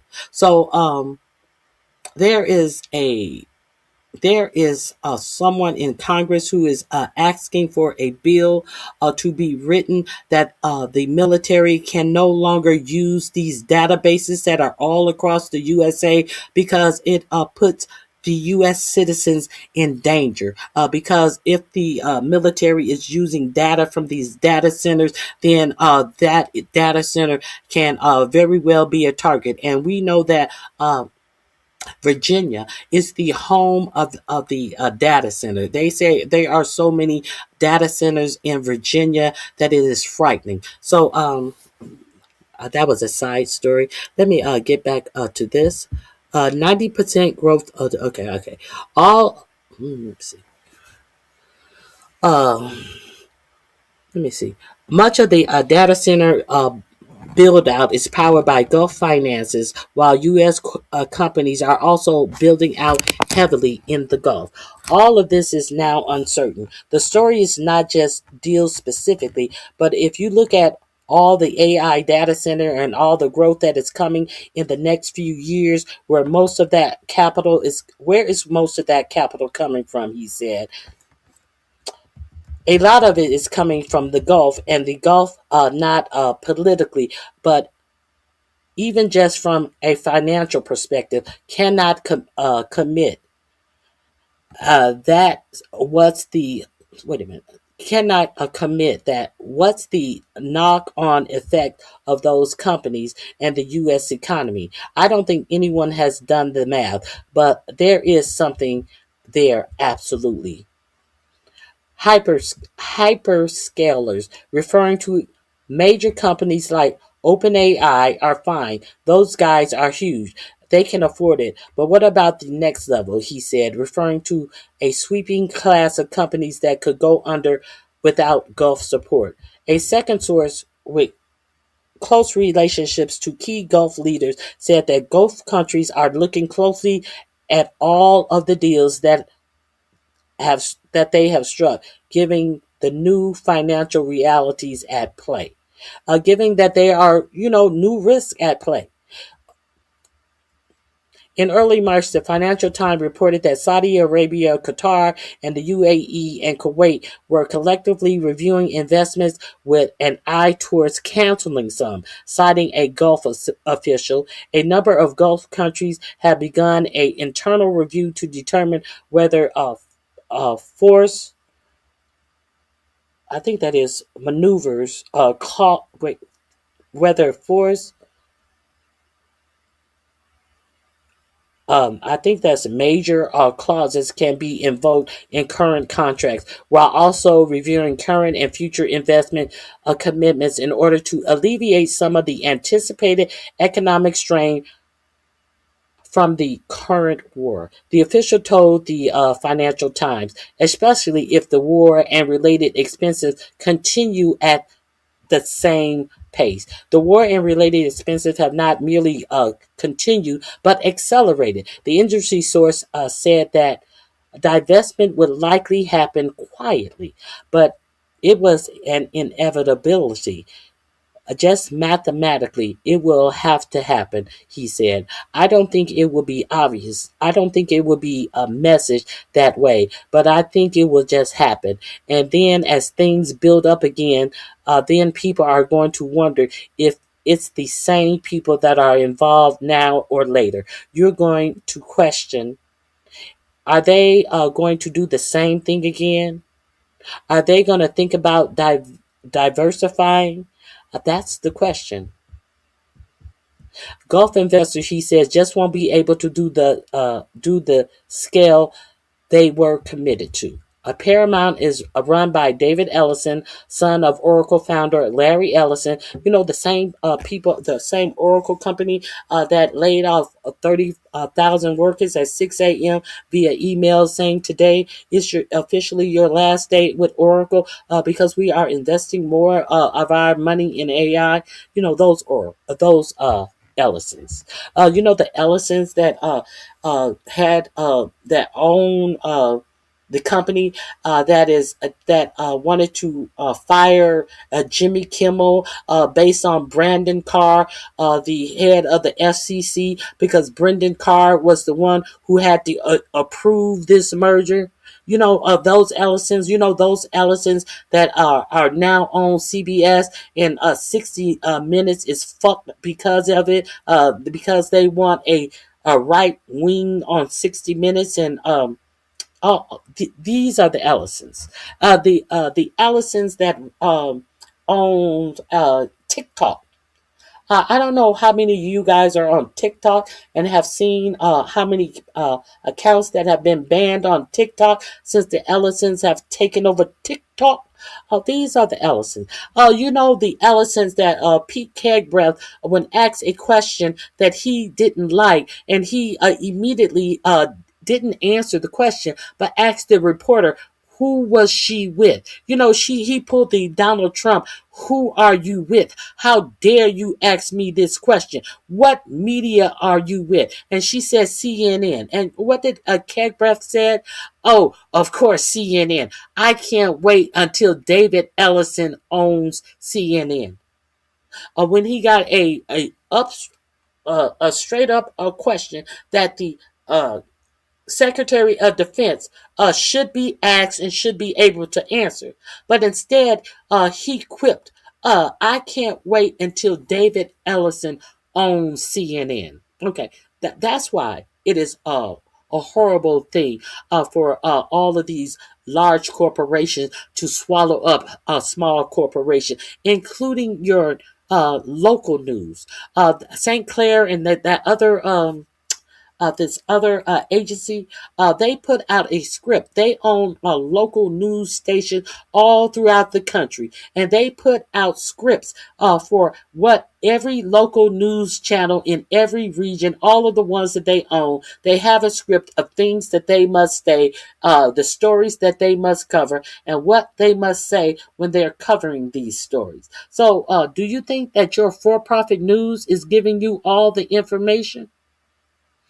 Okay. Paramount is run by David Ellison, the son of Oracle founder Larry Ellison, one of the world's wealthiest men and the largest donor to the nonprofit Friends of the IDF. IDF is the Israeli army. Larry Ellison put up billions to cover his son's merger with Warner Brothers. The Ellison bought Barry Weiss, the Free Press. Barry Weiss, who is now she is now over CBS News, driven by David Ellison's admission for her support for Israel. They bought her company and gave her the reins to CBS News because of her support for Israel. These are the people who own the majority of the media, and is now. Why did the FCC had to approve this merger? Because these mergers have to be approved by the FCC because of the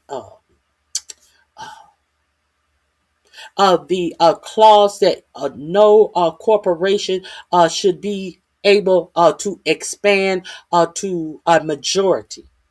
But they didn't care.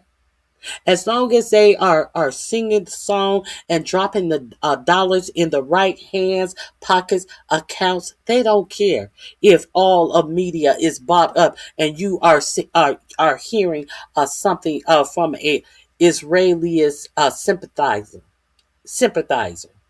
And what does that do when it comes to getting all the whole news? You're gonna get it from a certain slant.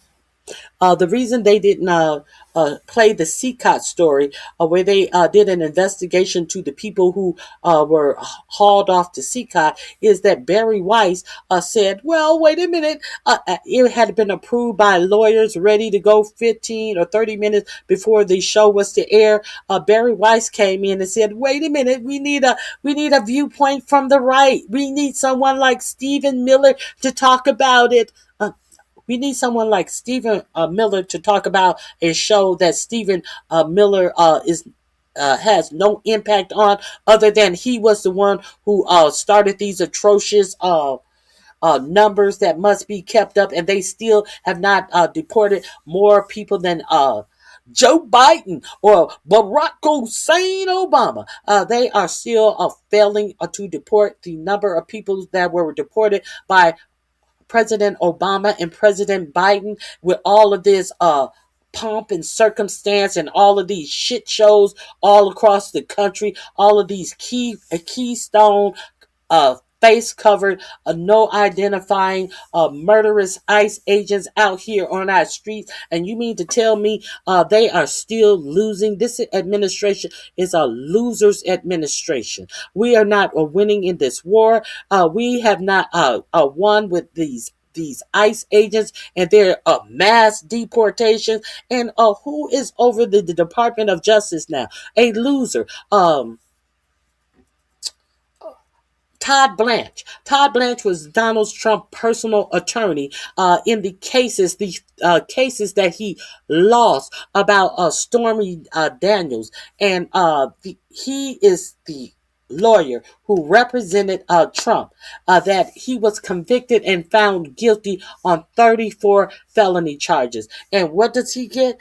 He gets a cushy position as the second in command over the DOJ. And then when they fire Pam Bimbo, who only got the position because when she was the attorney general in Florida, I told you that somebody brought a case to the attorney general, and they said that Trump University is stealing money from us. They do not have real degrees. They do not have real instructors. They are not having real classes, and I want to sue them. And Pam Bimbo said, oh, well, hey, you guys have a good case. And a couple more people joined the case. And then what happened? Has been reported that Ivanka Trump and Donald Trump donated $25,000 separately to Pam Bimbo's re-election committee. And then Pam Bimbo decided that she was no longer going to pursue the case as the Attorney General of Florida. Meanwhile, other states kept their cases going against Trump University and easily won those cases. But give Pam Bimbo $50,000 and she'll do whatever. She'll do whatever. And how was she rewarded? He saw that this bitch would do whatever for a little piece of change. And he put her over the DOJ. And when she lost that job, what loser did he put in her place? None other than his personal attorney, Todd Blanche, who went to the prison to allegedly question Ghislaine Maxwell about the Epstein case that he had no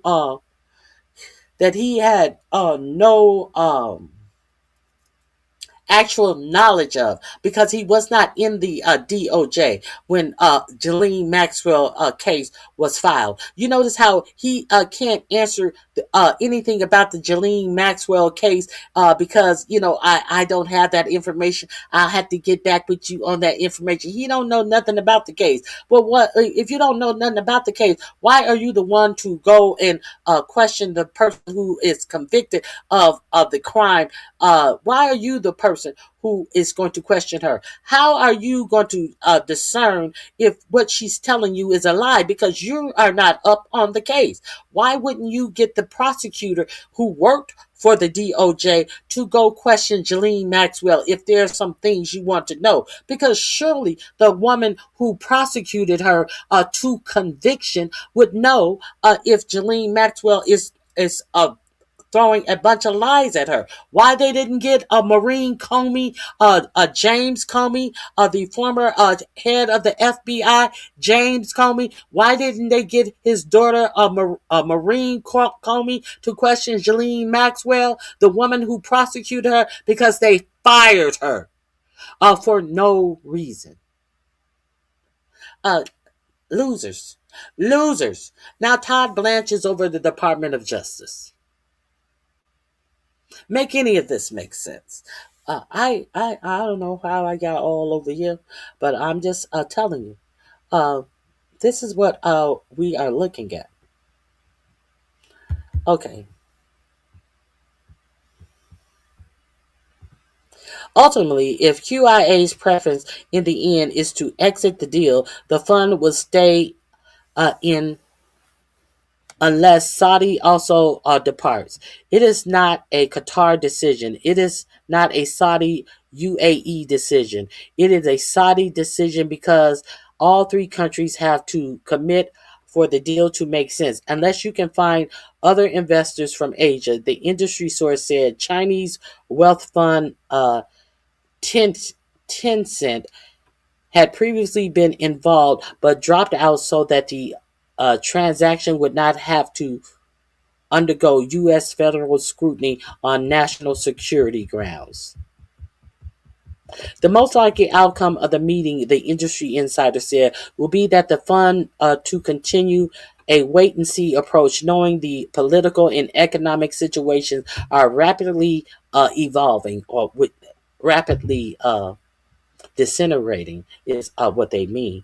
If Saudi goes in, Qatar will follow. If Saudi doesn't go in, Qatar won't follow. They're just a delay, and see what happens. Everyone can still say, no, or we're committed, or we're committed, and there's a million ways. If this continues another month, you could force Majure. You could do whatever. What is Majure? Let me see what the fuck is this. Majure. Let me be inquisitive. There's a million ways you can force what? Shit.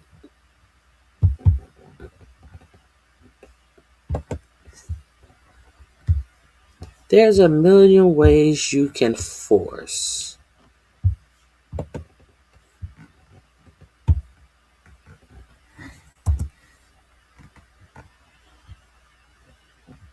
Superior or irresistible force. There's a million ways you can force a superior, an event or effect that cannot be reasonably anticipated or controlled. Okay. There's that. There's a if it continues another month, you could force a million different ways things can't be controlled. You could do whatever. A Qatari source with insight to the process also said that the deal was still heavily likely to go through. Heavily likely. They are saying whatever.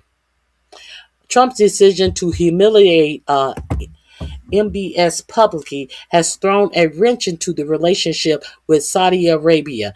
At a Saudi-backed investment conference, I reported on this last week, at a Saudi-backed and paid for investment conference, Trump rifled his relationship with the crown prince. A short time, and this is what he said, and I am quoting, a short time ago, we were together and he looked at me and said, you know, 1 year ago, you were a dead country, and now you're the hottest country anywhere in the world, Trump said. A quote again, he didn't think this was going to happen. He didn't think he'd be kissing my ass. He really didn't. He thought I'd be just another American president that was a loser with a country that was going downhill. But now he has to be nice to me. You tell him he better be nice to me. He's gotta be. That's what your president said to someone who his CIA said that had chopped up a journalist, Jacogi, because he was writing articles that he did not like. At the same conference, Saudi Wealth Fund announced a 15% cut in capital investments. Trump ally Steve Bannon piled on. Maybe we can get a couple or three of those princes in uniform, he said on his podcast, The War Room. Got any kids in special forces? Let's line up those royal families and see how big they're talking. The insult has contributed to the air of uncertainty surrounding the Pentagon financing, and the industry source said. Look at the thing that happened a couple of days ago. It's not a small thing. I mean, we know MBS. That was a pretty insulting move. I don't know if the word petty. I don't know if the word petty, but he'd be willing to move drastically based on emotions, he said. I don't know if the word petty. I don't know if he's the word petty, I believe they was trying to say. They don't know if MBS is petty, but he'd be willing to move drastically based upon emotion, he said. He said the he said that most in the industry were still stuck in a fog of war scenario and hadn't gamed out long term scenarios. Trump, he said, didn't seem to have thought things through either, particularly as it related to the president's promise to supply Europe energy. The knock on effects are tremendous because who will supply LNG and the gas to Europe for the next few years? It is the U.S., but now the U.S. Does is ruining Louisiana, extracting liquid natural LNG is liquid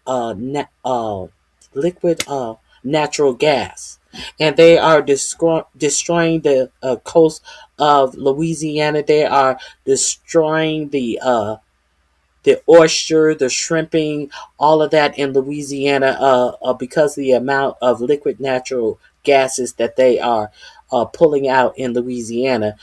Because who will supply the LNG and the gas to Europe the next years? It's the U.S., but who also needs that gas to grow the data centers? It's the U.S. So something has to give. Access to helium and essential components for the AI industry. It also is also at risk as a result of the war. So I dropped that link in your chat. I am also going to drop this link in my description box. It will be link number 3 in my description box. I didn't know if you guys knew this, but it is link 3 in my description box. You can finish the article at your leisure. So I just wanted to give you a little information about some things that you may not be familiar with. Let's move forward. If you found something that you were unaware of, this is why I am here. So please feel free to thumb up the video, like the video, share the video, and leave a comment in my comment section. Now, let's talk about my main story that I did talk about the Doomsday plane. Okay, I gave you the story about the Doomsday plane. I'm going to drop the link in the chat one more time, just in case you didn't get here. Has had the Doomsday plane out flying around on yesterday. The Doomsday plane is the aircraft that they use in the case of nuclear wars or fallouts. So there's that. Hmm. Hold on.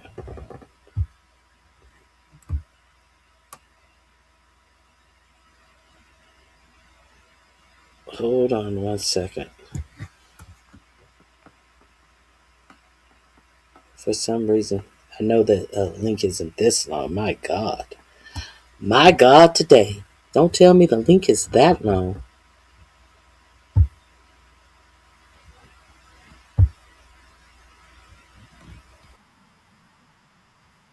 Don't tell me the link is that long. It looks like the link is. Hmm, that's crazy. This link cannot be this long. Let me try it one more time. I may not be able to drop the link in the chat. It may be too long for the chat.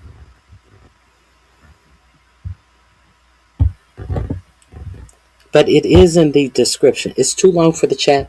It is in my description box, however. Yes, it is in my description box. I can't drop it in the chat. Let's move forward. What I do want to share one more story with you. Mm-hmm. What is it? Now, if you guys don't know that J.D. Vance is in Budapest. Did you guys know that in the middle of the war, Budapest needed a visit from J.D. Vance? Do you know why J.D. Vance is in Budapest? Because Erdogan, a good friend to your president 4547, also a good friend to Donald Trump, also who has been coined a authoritarian leader, a dictator, all of these things, a fascist. He has been coined many of things. So J.D. Vance has decided to go visit Erdogan in Budapest. Why? Because it appears after, I believe been in office either 12 or 16 years, it appears that Erdogan is finally about to lose an election. Now, it has been reported that Erdogan is trying to promote some election interference from outside country narrative to cancel his elections. Does that sound familiar? Well, we have someone in the United States that is warning that 4547 is trying to do the exact same thing. Remember those ballots that 4547 confiscated in Georgia? They say that 4547 is trying to pretend like he has found, and remember 4547, you're going to be shocked what we show you that happened in 2020. You know, after all the court cases that found that there were no irregularities in the 2020 election, and they went and took all of the ballots from Georgia. Now, 4547 says you're going to be shocked at what they find. And we know that Tulsi Gabbard, who had no business being alone with the ballot, was in fact alone with the ballots in the back of a trucker. She came in costume. Her costumes were not like Christy Nome. Her heart wasn't in it.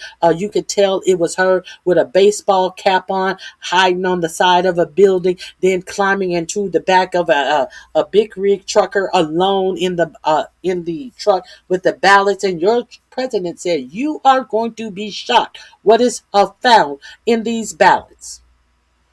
I'm just giving you the information how they gave it to me. So let's see what Vice President Vance is doing over in Budapest. Shall we? If you are unaware of this, let me share my screen with you. Here we go.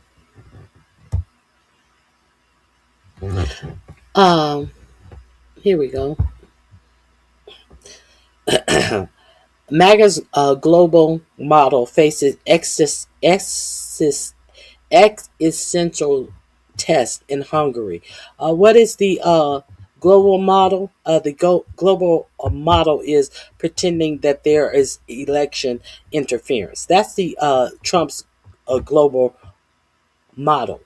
Okay, and it's being tested in Budapest. Vice President Vance on Tuesday will be plunged into Europe's most volatile election in years. In Hungarian. Yeah, he's in Budapest, yes. A Hungarian campaign engulfed by spy scandals, sabotage, and unprecedented peril for MAGA favorite foreign ally. Why it matters. Orban is the cornerstone of President Trump's vision for Europe. The pro Kremlin, anti EU strongman has spent 16 years building a template for Christian nationalist rule, now embraced by the American right. Trump nationalist security standard Wait a minute. Trump's national security strategy openly calls for cultivating a resistance in Europe by empowering nationalist forces like Orban's. His defeat would shatter that model at its source. Vance arrives at Budapest with a clear mission: boost Orban as a indispensable U.S. ally in the fight against migration and the liberal European order. Orban has led Hungary since 2010, systematically reshaping its courts, media, and electoral maps. Does that sound familiar? It reshaping its courts, media, and electoral maps. Now, it is reported that Samuel Alito allegedly may retire at the end of this session. I think it's in June. And therefore, speaking of the courts, it is possible that 45, 47 will be placing another a sycophant to the right on the Supreme Court. Stay woke. Okay. Where am I? Okay. Systematically reshaping its courts, media, and electoral maps to entrench his party's power. A playbook the European Parliament called a electoral auto, autocracy. His challenger, former ally Peter Magar, has canceled voter has channeled voter anger over corruption and struggling economy into the most serious threat to Orban's rule in years. The big picture. Hungary's April 12th election is exposing rare geopolitical convergence. The U.S. and Russia are both intervening to try to keep Orban in power, while the EU and Ukraine are eager to see him gone. Washington, Trump's administration has made Orban's survival a strategic priority. His government has served as both ideological inspiration and proof of concept for MAGA visions of nationalist governance. Moscow, Orban's government is Russia's most valuable ally inside both NATO and the EU, blocking Ukraine's aid, vetoing sanctions, and allegedly leaking sensitive information to Moscow. Brussels, no single member state has done more damage to EU unity than Hungary under Orban. A Mescaira victory would unlock billions of frozen EU funds and remove the bloc most disruptive member overnight. Kyiv. Orban has grown openly hostile to his war-torn neighbor over the course of the campaign, accusing Ukraine of interfering in the election, sabotaging energy supplies, and dispatching spies to destabilize Hungary. Between the lines, the final week of Hungarian's campaign has descended into an all-out intelligence war. Hungary foreign minister was caught on leaked audio telling a Russian foreign minister that he wouldn't do our best to lift EU sanctions. Oh, that he would do our best to lift EU sanctions in a oligarch sister, ending the call with "I am always at your disposal." Investigative journalist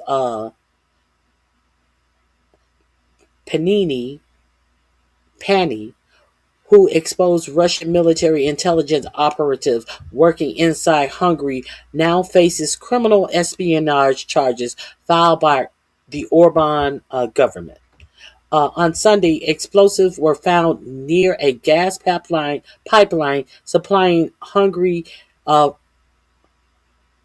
from Serbia. Orban accused Ukraine of sabotage, which Kyiv denied, while Mega, what is this? Magara suggested it could be a false flag operation. So, you know how the World War II started? World War II started from a false flag operation. So they are trying to say that there are outside entities that are trying to disrupt this election. And you see that they say it is based upon alleged intel that each one has about the other. So, and it could be a false flag situation. So we're going to keep our eyes peeled to see if Orban is going to stay in power. And let me see what else is it. Any attempt to cling to power would plunge an EU member into crisis and force response from Brussels and Washington. Let me see. The vice president looked forward to visiting Hungary, a close U.S. ally, to build on the progress President Trump and Prime Minister Orban have made on many key issues, including energy, technology, and defense. A Vance spokesperson said, I don't see any of this that has happened. Where did any of this happen? Into the maelstrom walks the Vice President of the United States, stacking MAGA global credibility on, on the survival of Europe's most controversial strongman. MAGA is powerless right about now. MAGA is turning on MAGA like a a viper pit of snakes. So I don't know what that is going to do for anybody, but I just wanted to give you the story that your vice president in the middle of a war is trying to go over and prop up a dictator who is trying to steal an election based upon possibly false flags and stories of the vote being stolen from him. Does it sound familiar? I hope it sounds familiar, because when you if you have to hear it again, you will know where you've heard it first. Right here. I dropped a link. That is link number 4 in my description box. I hope you go over there and check it out. You know, the same old plays. I guess he said if it worked for 45, 47, it'll work for me. Okay. Now, they say, actually, that Orban is really trying to cancel the election. Now, there is a senator who believes that 45, 47 is trying to cancel our midterm election. Let's get to that. He doesn't believe that they're going to steal the election. He believes that Viktor Orban is looking to cancel the election. So let me, I can't remember who it was. Oh, I see his face. His long face. Who was it? Who was it? They want to cancel the elections. Hold on one second.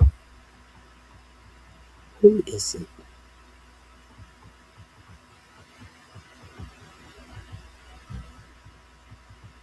One second.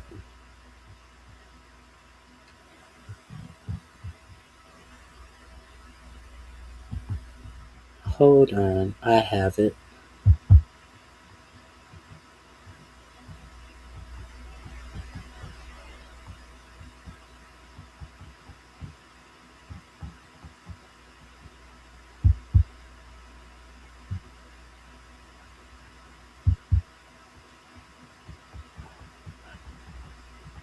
Hmm.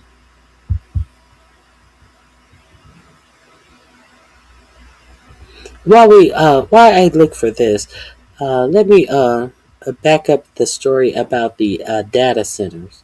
I'll let you watch this about the data centers.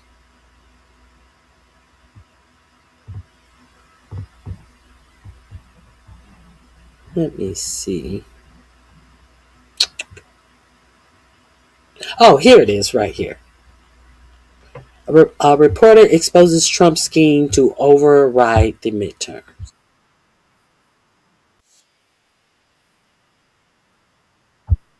Senator Mark Warner of Virginia. That is who is ringing the alarm. Senator Mark Warner of Virginia. Thank you for being patient with me, but I think that it is important that you understand this and know this. This SAVE Act that 4547 is saying that he will not sign any more legislation, that Congress should not vote on any legislation under the guise that they are making sure that everyone is an American citizen. Understand that Pam Bimbo had demanded that every state turn over all of their election information to the federal government. They're trying to federalize elections. Elections are a state-only a controlled event. Okay, so let's hear what Mark Warner is talking about. This would be link number 5 in my description box, the 5th thing I delayed for you. Top Democrat on intelligence for nearly a decade, and that has put him at the... Senator Mark Warner of Virginia has served on the Intelligence Committee for 14 years. He's been the top Democrat on intelligence for nearly a decade, and that has put him at the forefront of a lot of really intense matters of national security and international intrigue. And that is why it is striking to see somebody like Senator Mark Warner now come out in the middle of this war and send a flag up a very different pole. This is the warning that Senator Warner has just hoisted. Quote, Trump is trying to override our voting system. Quote, foreign interference is no longer the most pressing danger to our elections. It's increasingly evident that the greatest threat now comes from inside our own government. For months, President Trump has made his intentions clear. He's called for the federal government to take over elections, impose national rules, and override state authority. Now we're beginning to see how he may plan to do this. Allies of Trump's working in coordination with people close to the White House have circulated a draft executive order that would declare a national emergency based on false claims of foreign interference in the 2020 election. That declaration would be used to unlock sweeping presidential powers over how Americans vote.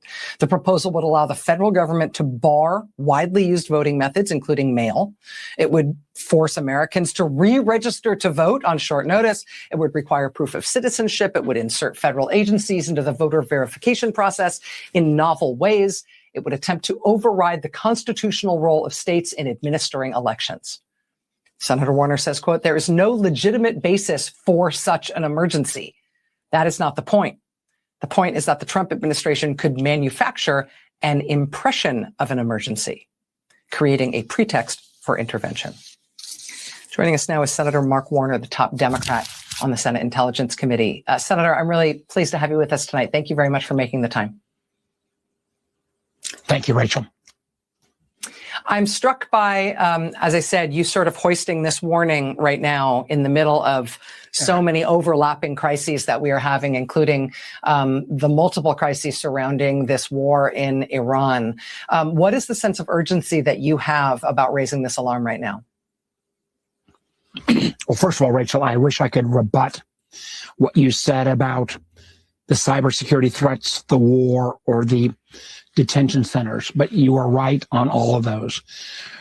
A year ago, people would say to me, hey, Senator, do you think there's going to be free elections in 26 and 28? And I kind of blew it off. A year later, I am terrified that this administration is going to try to create some incident that can allow federal intervention. You know, we've seen the president already say, you know, he wants the feds to take over, or Republicans to take over elections. We've heard his former Secretary of National Homeland Security say, we want the right people to vote for the right people.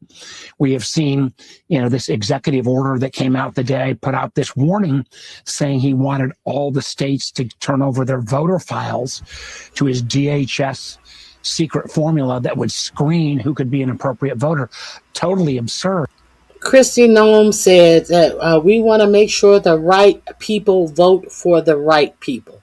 You know, Christy Nome, who was unceremoniously fired. That's what she said as the over the Department of Homeland Security.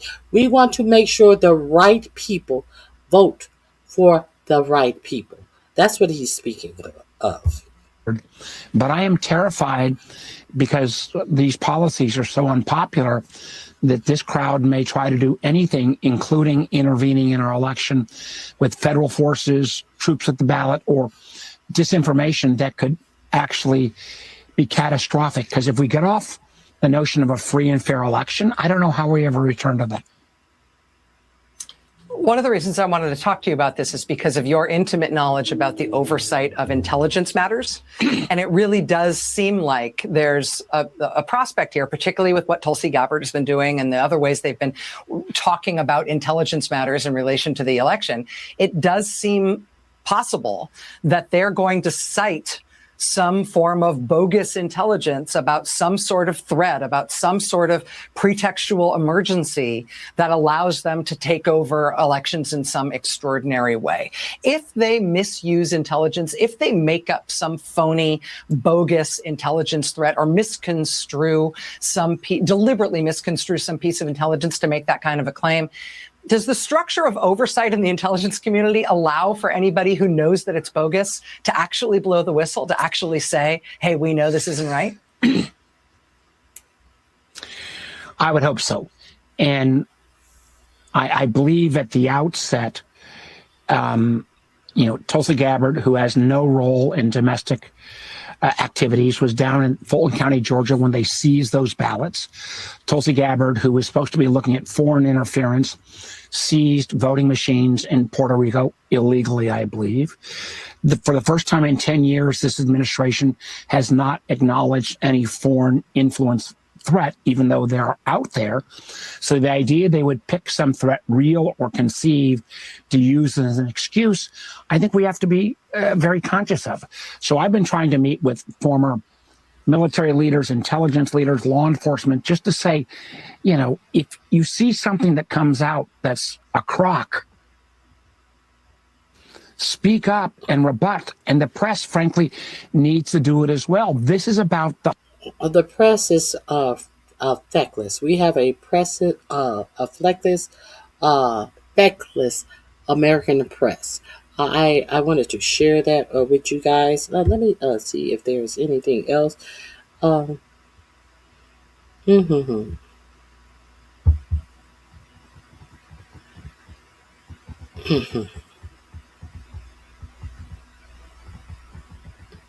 me see.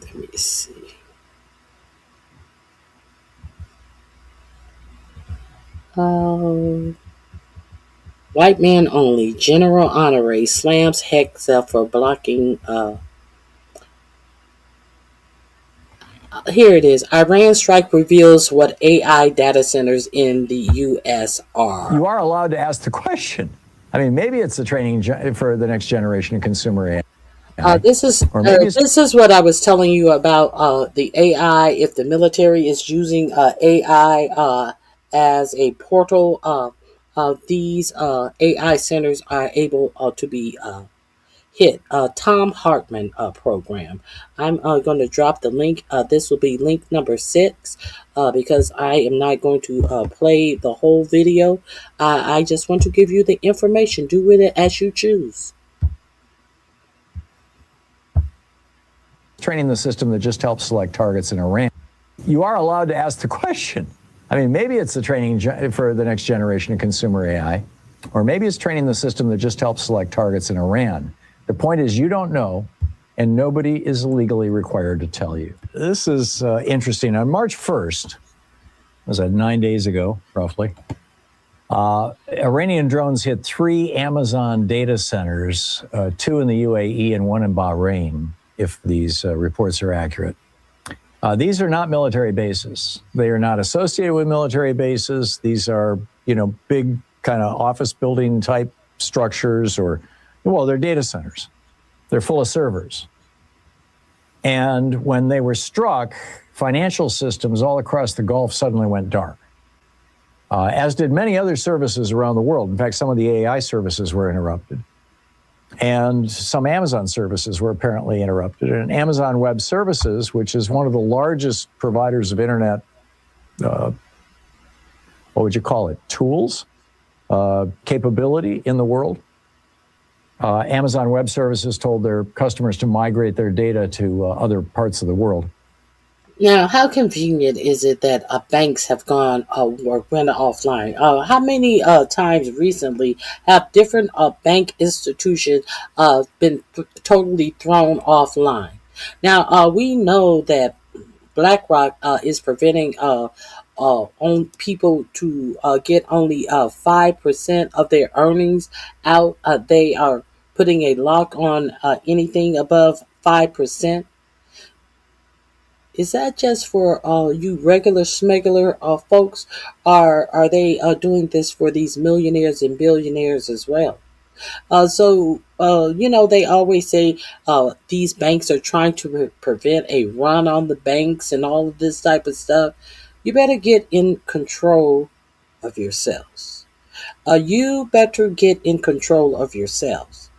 If you are thinking that you are going to be able to go to these ATM machines when this world starts shutting down, when the value of this dollar is going to be obviously losing losing potency, losing its meaning, losing its cost, losing its value. If you think you're going to continue to be able to go and get money out of ATM, things are really about to change in the United States. And I don't know how many people are really taking this seriously, but I suggest that you actually take this seriously. Other nations are already rationing water and power.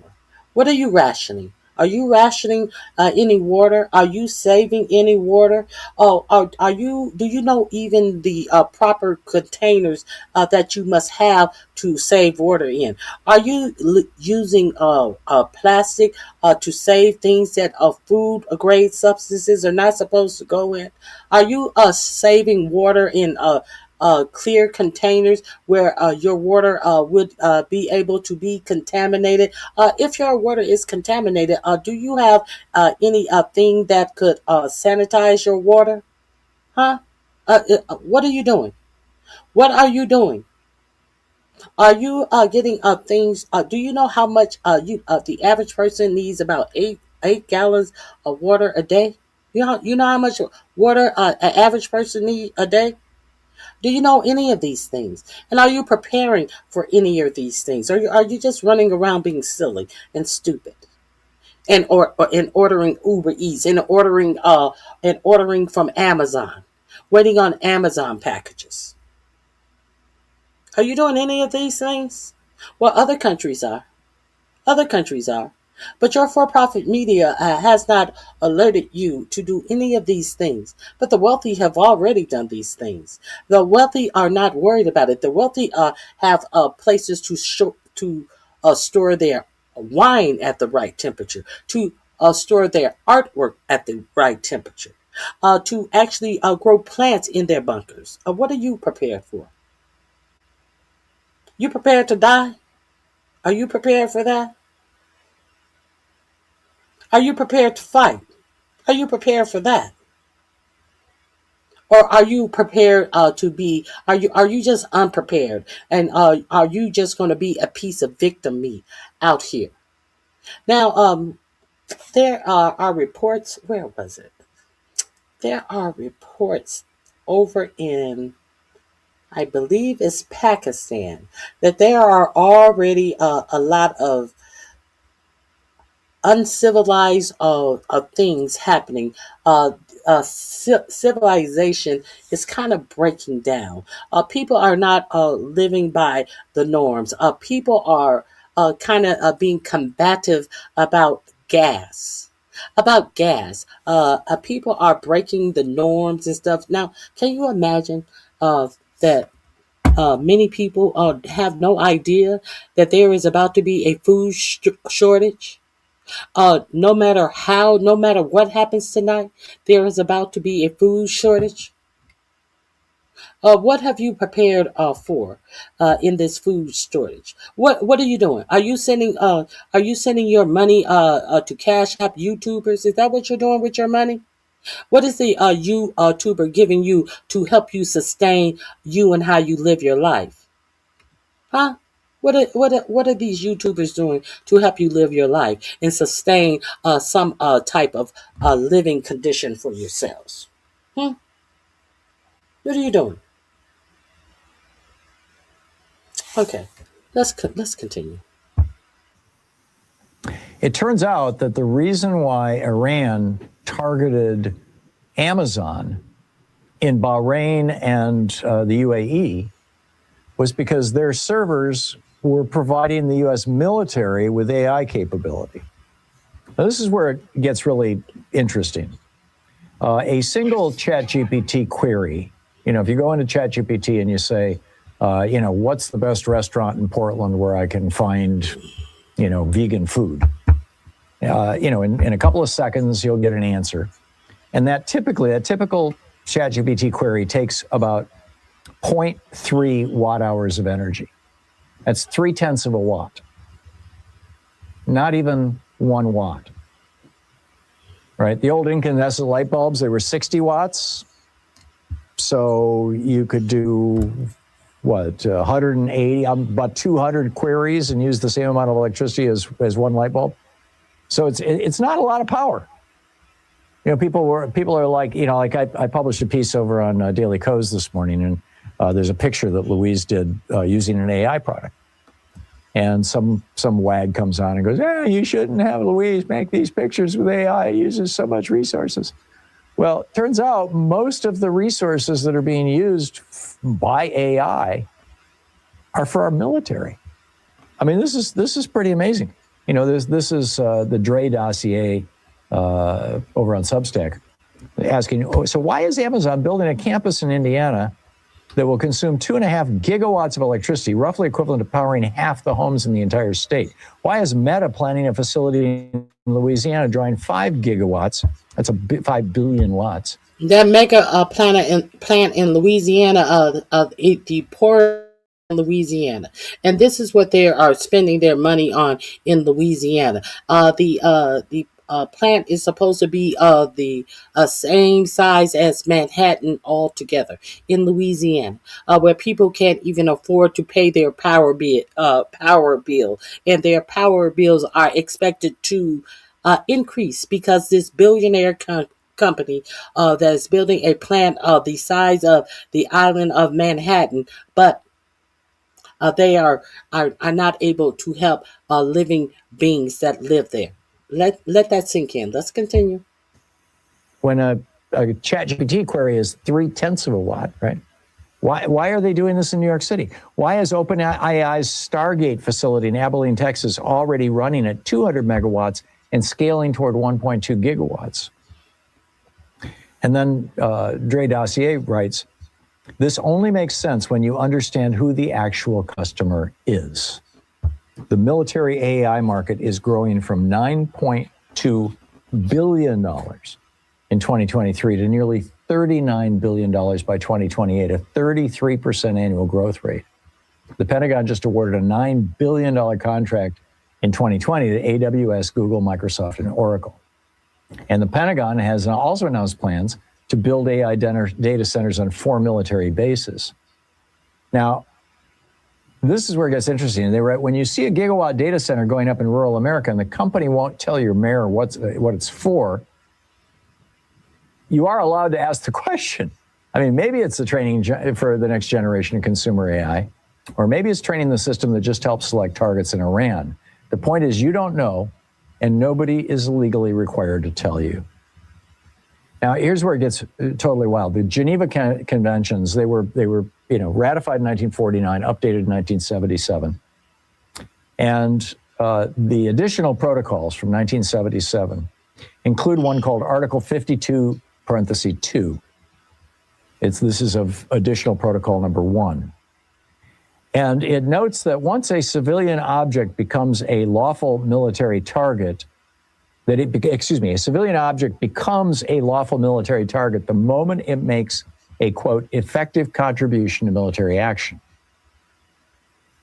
So, in other words, the minute that the Pentagon starts running their programs on Amazon's AWS data servers in Bahrain and the UAE, those servers, even though they have, your order for, a new... Those servers become military targets, as much as your servers that are all across the United States that they are building under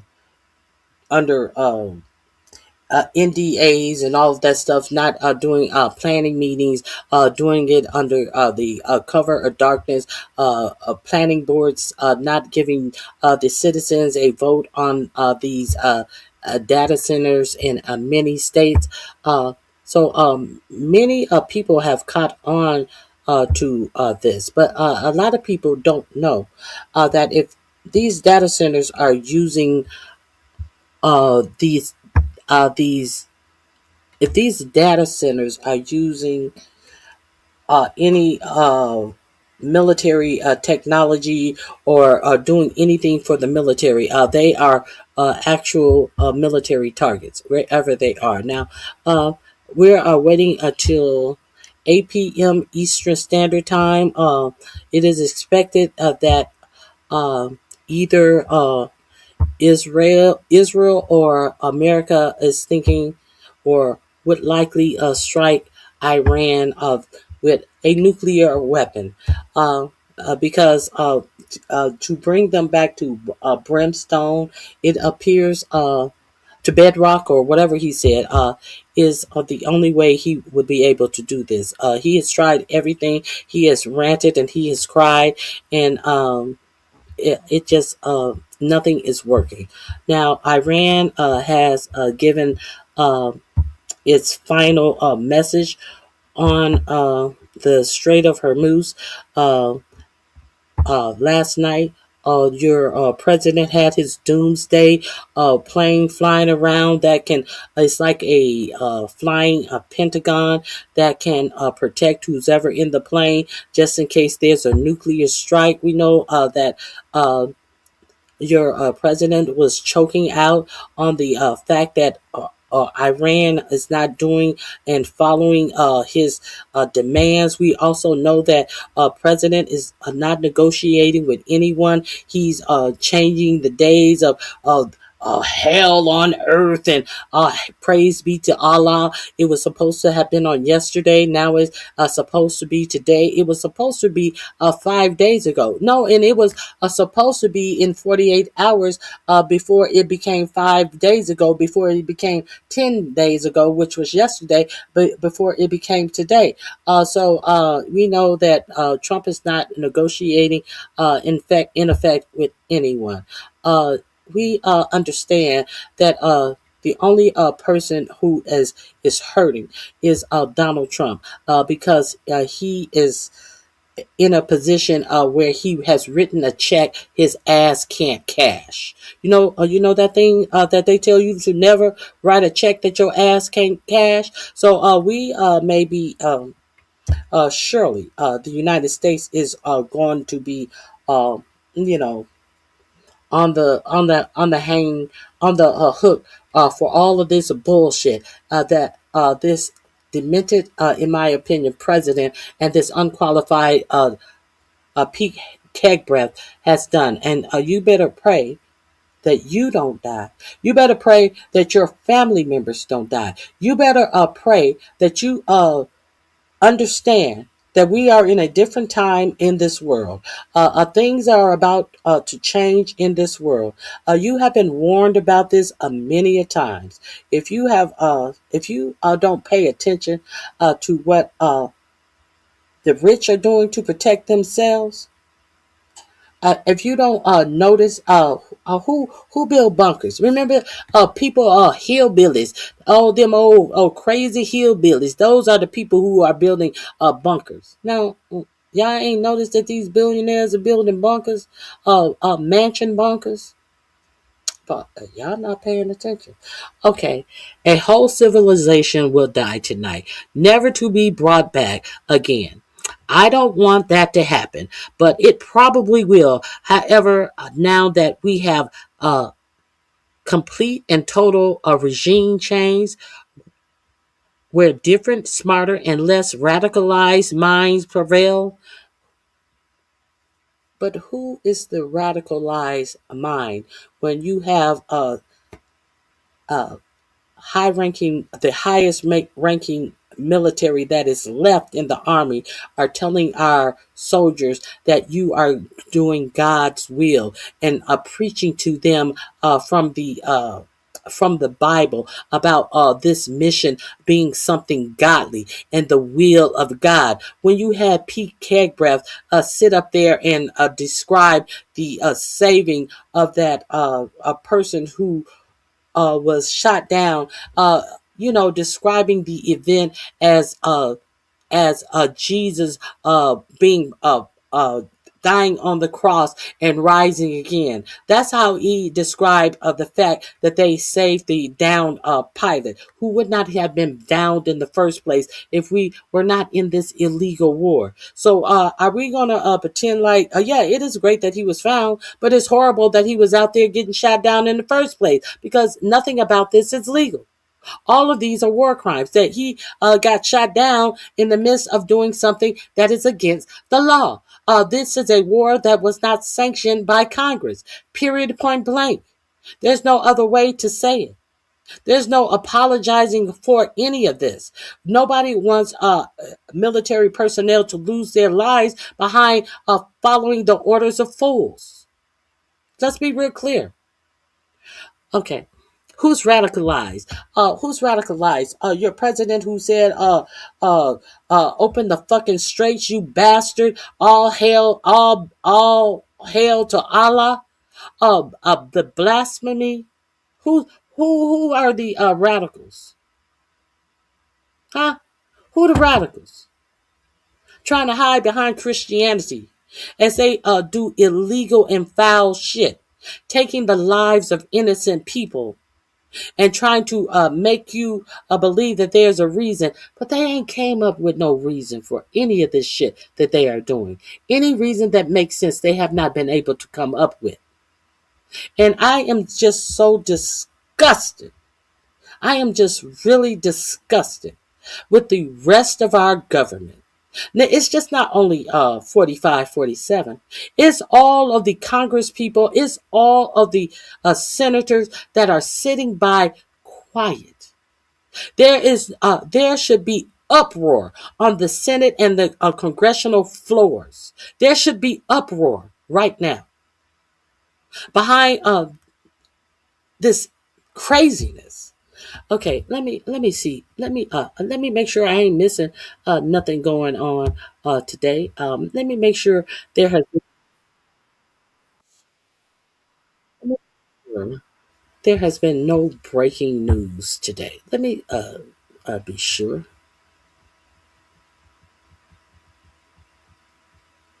Hmm. Go over there and watch Sabby Sab if you want to see her talk about Erica Kirk and her fake ass bullshit. It appears that Erica Kirk may have been a honeypot after all. Let me see. Any breaking news? Vance caught running to Hungary for Orban's playbook. I read that to you. Also, Pam Bondi has a class action lawsuit against her from all of the DOJ lawyers that she fired without any reason. There is, you know, that James Comey daughter is suing her, but over 100 DOJ attorneys who Pam Bimbo fucked over, took their jobs from them for no other reason than that they were actually doing their job instead of doing her will that is having her law license reviewed by Florida. They have a class action lawsuit against Pam Bimbo. Let me see. Let me make sure I didn't. Oh, let's see. The acting Attorney General Todd Blanche holds a news conference. Shall we? Y'all want to see Todd Blanche lie? Let's see. Let's see what Todd Blanche is lying about. Hmm. Let's see what Todd Blanche is lying about. Shall we? Uh, the loser Todd Blanche, who is over the DOJ, who is the reason why, who defended Trump in his trial that had found him guilty on 34 charges. It made him a felon. The winner, Todd Blanche, who is now the acting Attorney General. Let's see what he's talking about. He talking about the lawsuit against Pam Bimbo. Let's see what he's talking about. I have no idea. This is a just happened a few minutes ago. Did an incredible job tackling violent crime. Attorney General Bondi did an incredible job tackling violent crime, drug cartels, and reforming this department. Our streets are safer because of Pam's vision and her commitment to justice. It has been an honor to serve with her, and I know that what she has coming up next, we will continue to hopefully be able to work together. Every day, Department of... What she got coming up next? What she got coming up next? Okay, also PBS and PBS, a judge has ruled PBS and what is the other network? NPR have will receive their funding. You know how 4547 wanted to defund PBS and NPR. PBS and NPR has been ruled by a judge the ability to remain in business. You know, your president wanted to take PBS and NPR out of business and withhold their funding. A judge overruled that executive order. Justice investigators and prosecutors work to punish those who commit fraud. For example, just this week, and it's only Tuesday, a criminal defendant was sentenced and the department obtained 2 additional guilty pleas in matters totaling over $500 million in healthcare and COVID fraud. If you think about that, just since yesterday... Just this week? That happened just this week? Which means that these people were arrested in what week? What week were these people investigated and prosecuted? What week were these people investigated and arrested? If just this week they were sentenced. It sounds like these people who were arrested and investigated, it sounds like this happened under the Biden administration. Because God knows that Pam Bimbo didn't have any time to investigate people doing any type of fraud. She was too busy letting people out of jail who had committed fraud. She was too busy dismantling the fraud departments in her DOJ. So are you sitting up here cackling about people who were investigated and prosecuted or arrested under the Biden administration? They just got sentenced today. It doesn't seem like they could have been investigated and arrested and prosecuted in 2025 by this DOJ. Is that what you're saying? What are you saying, Todd Blanche? See, he don't think fat meat is greasy. This is a motherfucker who don't think a fat meat is greasy. He don't think that people can't see beyond the bullshit that he's talking. Just because he's moving his slitted lips. He think people are crazy. That's why he sashayed his ass up into a court and the black attorney well, this is Letitia James, the black Attorney General of the Southern District of New York, and Alvin Bragg, the black man over the Southern District of New York. That's why they took their cocky asses in there and thought that they were going to win. Oh, it's just a black woman and a black man over this whole division, and they got their asses whacked. Now he's sitting up here. He can't even purse the lie out of his mouth correctly. And that's why today people were charged and they were sentenced to their crime. Who prosecuted? Who investigated them? Who arrested them? When did this happen? Under what administration did any of this happen? 2 additional guilty pleas in matters totaling over $500 million in healthcare and COVID fraud. If you think about that, just since yesterday, we had a guilty plea in a $160 million healthcare enrollment fraud scheme and a sentencing in a $100 million COVID-19 fraud and a guilty plea in a $160 million healthcare fraud scheme as well. Each of these cases represents countless hours of dedication from the prosecutors and the federal agents and local law enforcement who work them. The Department of Justice is holding criminals accountable for stealing over $500 million from taxpayers. Okay, so it sounds like he's talking about that Minneapolis thing. Now we know that was investigated, arrests were made, and prosecuted under the Biden administration. We are proof positive of that. So what the fuck are you sitting up here talking to us about? When did they have time to do? No, we don't know any of these things that the Justice Department is working to keep us safe. Because we know that the Justice Department has been working to do 4547's bidding. That's all that we have seen from this Justice Department. The audacity for this man to call a press conference. And across our U.S. attorney's offices, all over this country, what I want to know is you're talking about the great DOJ lawyers of all of these cases that you speak of that was worked on by a great DOJ lawyer. What I want to know is, are those DOJ lawyers that worked on these cases, are they still employed by the DOJ? Answer that question for me.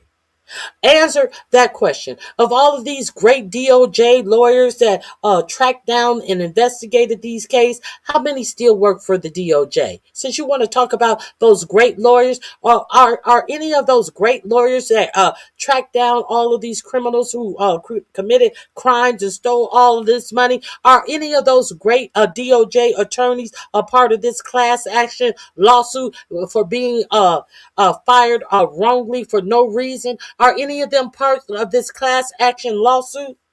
I want to know. Currently have over 8,000 fraud matters underway.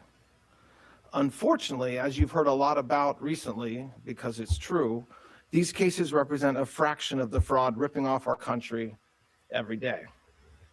Thanks to the leadership of President Trump, this department, working closely with the task force to eliminate fraud, is supercharging efforts to take down every fraudster and bring them to justice.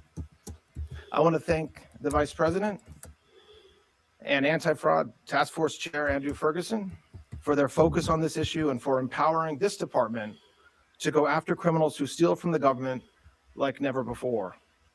Our goal is to prevent this from ever happening again.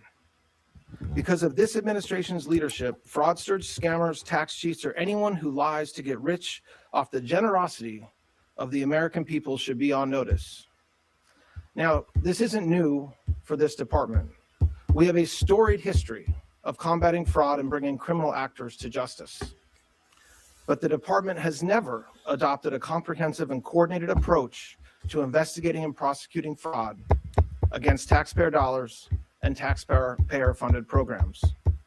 With over $1 trillion at stake every single year, threatened by increasingly sophisticated and opportunistic fraudsters, the time for this comprehensive and coordinated approach is now. And so today, I'm proud to announce in greater detail the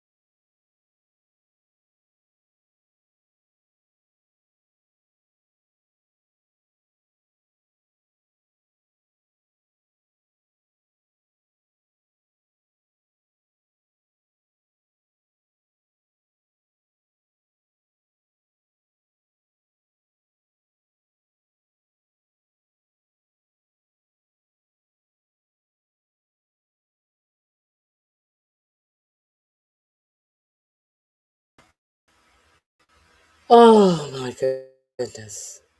I apologize. I don't know what's going on with StreamYard. I am going to have to finish that boring ass Todd Blanche on my own time. What the heck he was talking about? I will finish that on my own time. I want to just remind you guys to get you some non-perishable food. Get you some clean water and store it in some containers that it will not go bad. Get you some water, uh, purifying pills, just in case you have to purify your water. Get you a solar powered generator. Uh, Blue Yeti has a lot of solar power generators running from around two 279 to over $4,000. Get something that will ensure that you will not lose power. Make sure you keep you some small denomination of cash somewhere hidden on you. You never know when you will have to go out amongst people who have not prepared for what is coming. Because surely, if you did not know last night, your administration prepared for what is coming. They took their doomsday plane that they used during nuclear strikes out for a little jaunt yesterday. So I appreciate all of your support. Please give me the thumbs up. I'm not saying what is going to happen tonight. I'm just saying I would not put it past either of these war criminals that have already committed war crimes and are telling you in advance that they're going to commit more war crimes. So, what I'm saying is, uh, at all costs, protect your neck, because we see that 4547 has not protected his. Protect your neck and um, make sure you be safe out here, and make sure you act like you know. Let's make sure you act like you have good sense, and prepare yourself. All right, guys. Uh, I would suggest that you check out and make sure you get a little bug out bag. Make sure you get a bug out bag. You don't know what a bug out bag is? It's going to be a lot of people bugging out. There's going to be a lot of people bugging out. A lot of unprepared people bugging out. And why isn't your government giving you information on what you need to be doing to prepare yourself like other countries are giving their people information? Because they hope you bug out. Because they don't want to see you surviving anyway. If they wanted to see you surviving, instead of spending all of this money on wars in taking the lives of people who did nothing to you, they would have been making sure that you had health care instead of cutting it. All right, guys. Hope I'll see you tomorrow. If not, make sure you hit the like button, share, subscribe, and leave a note in the in the in the leave a note in the fucking place to leave a note at after the video is over. All right, guys. All my links are in the description box. I hope you have a wonderful remainder of your day. Bye.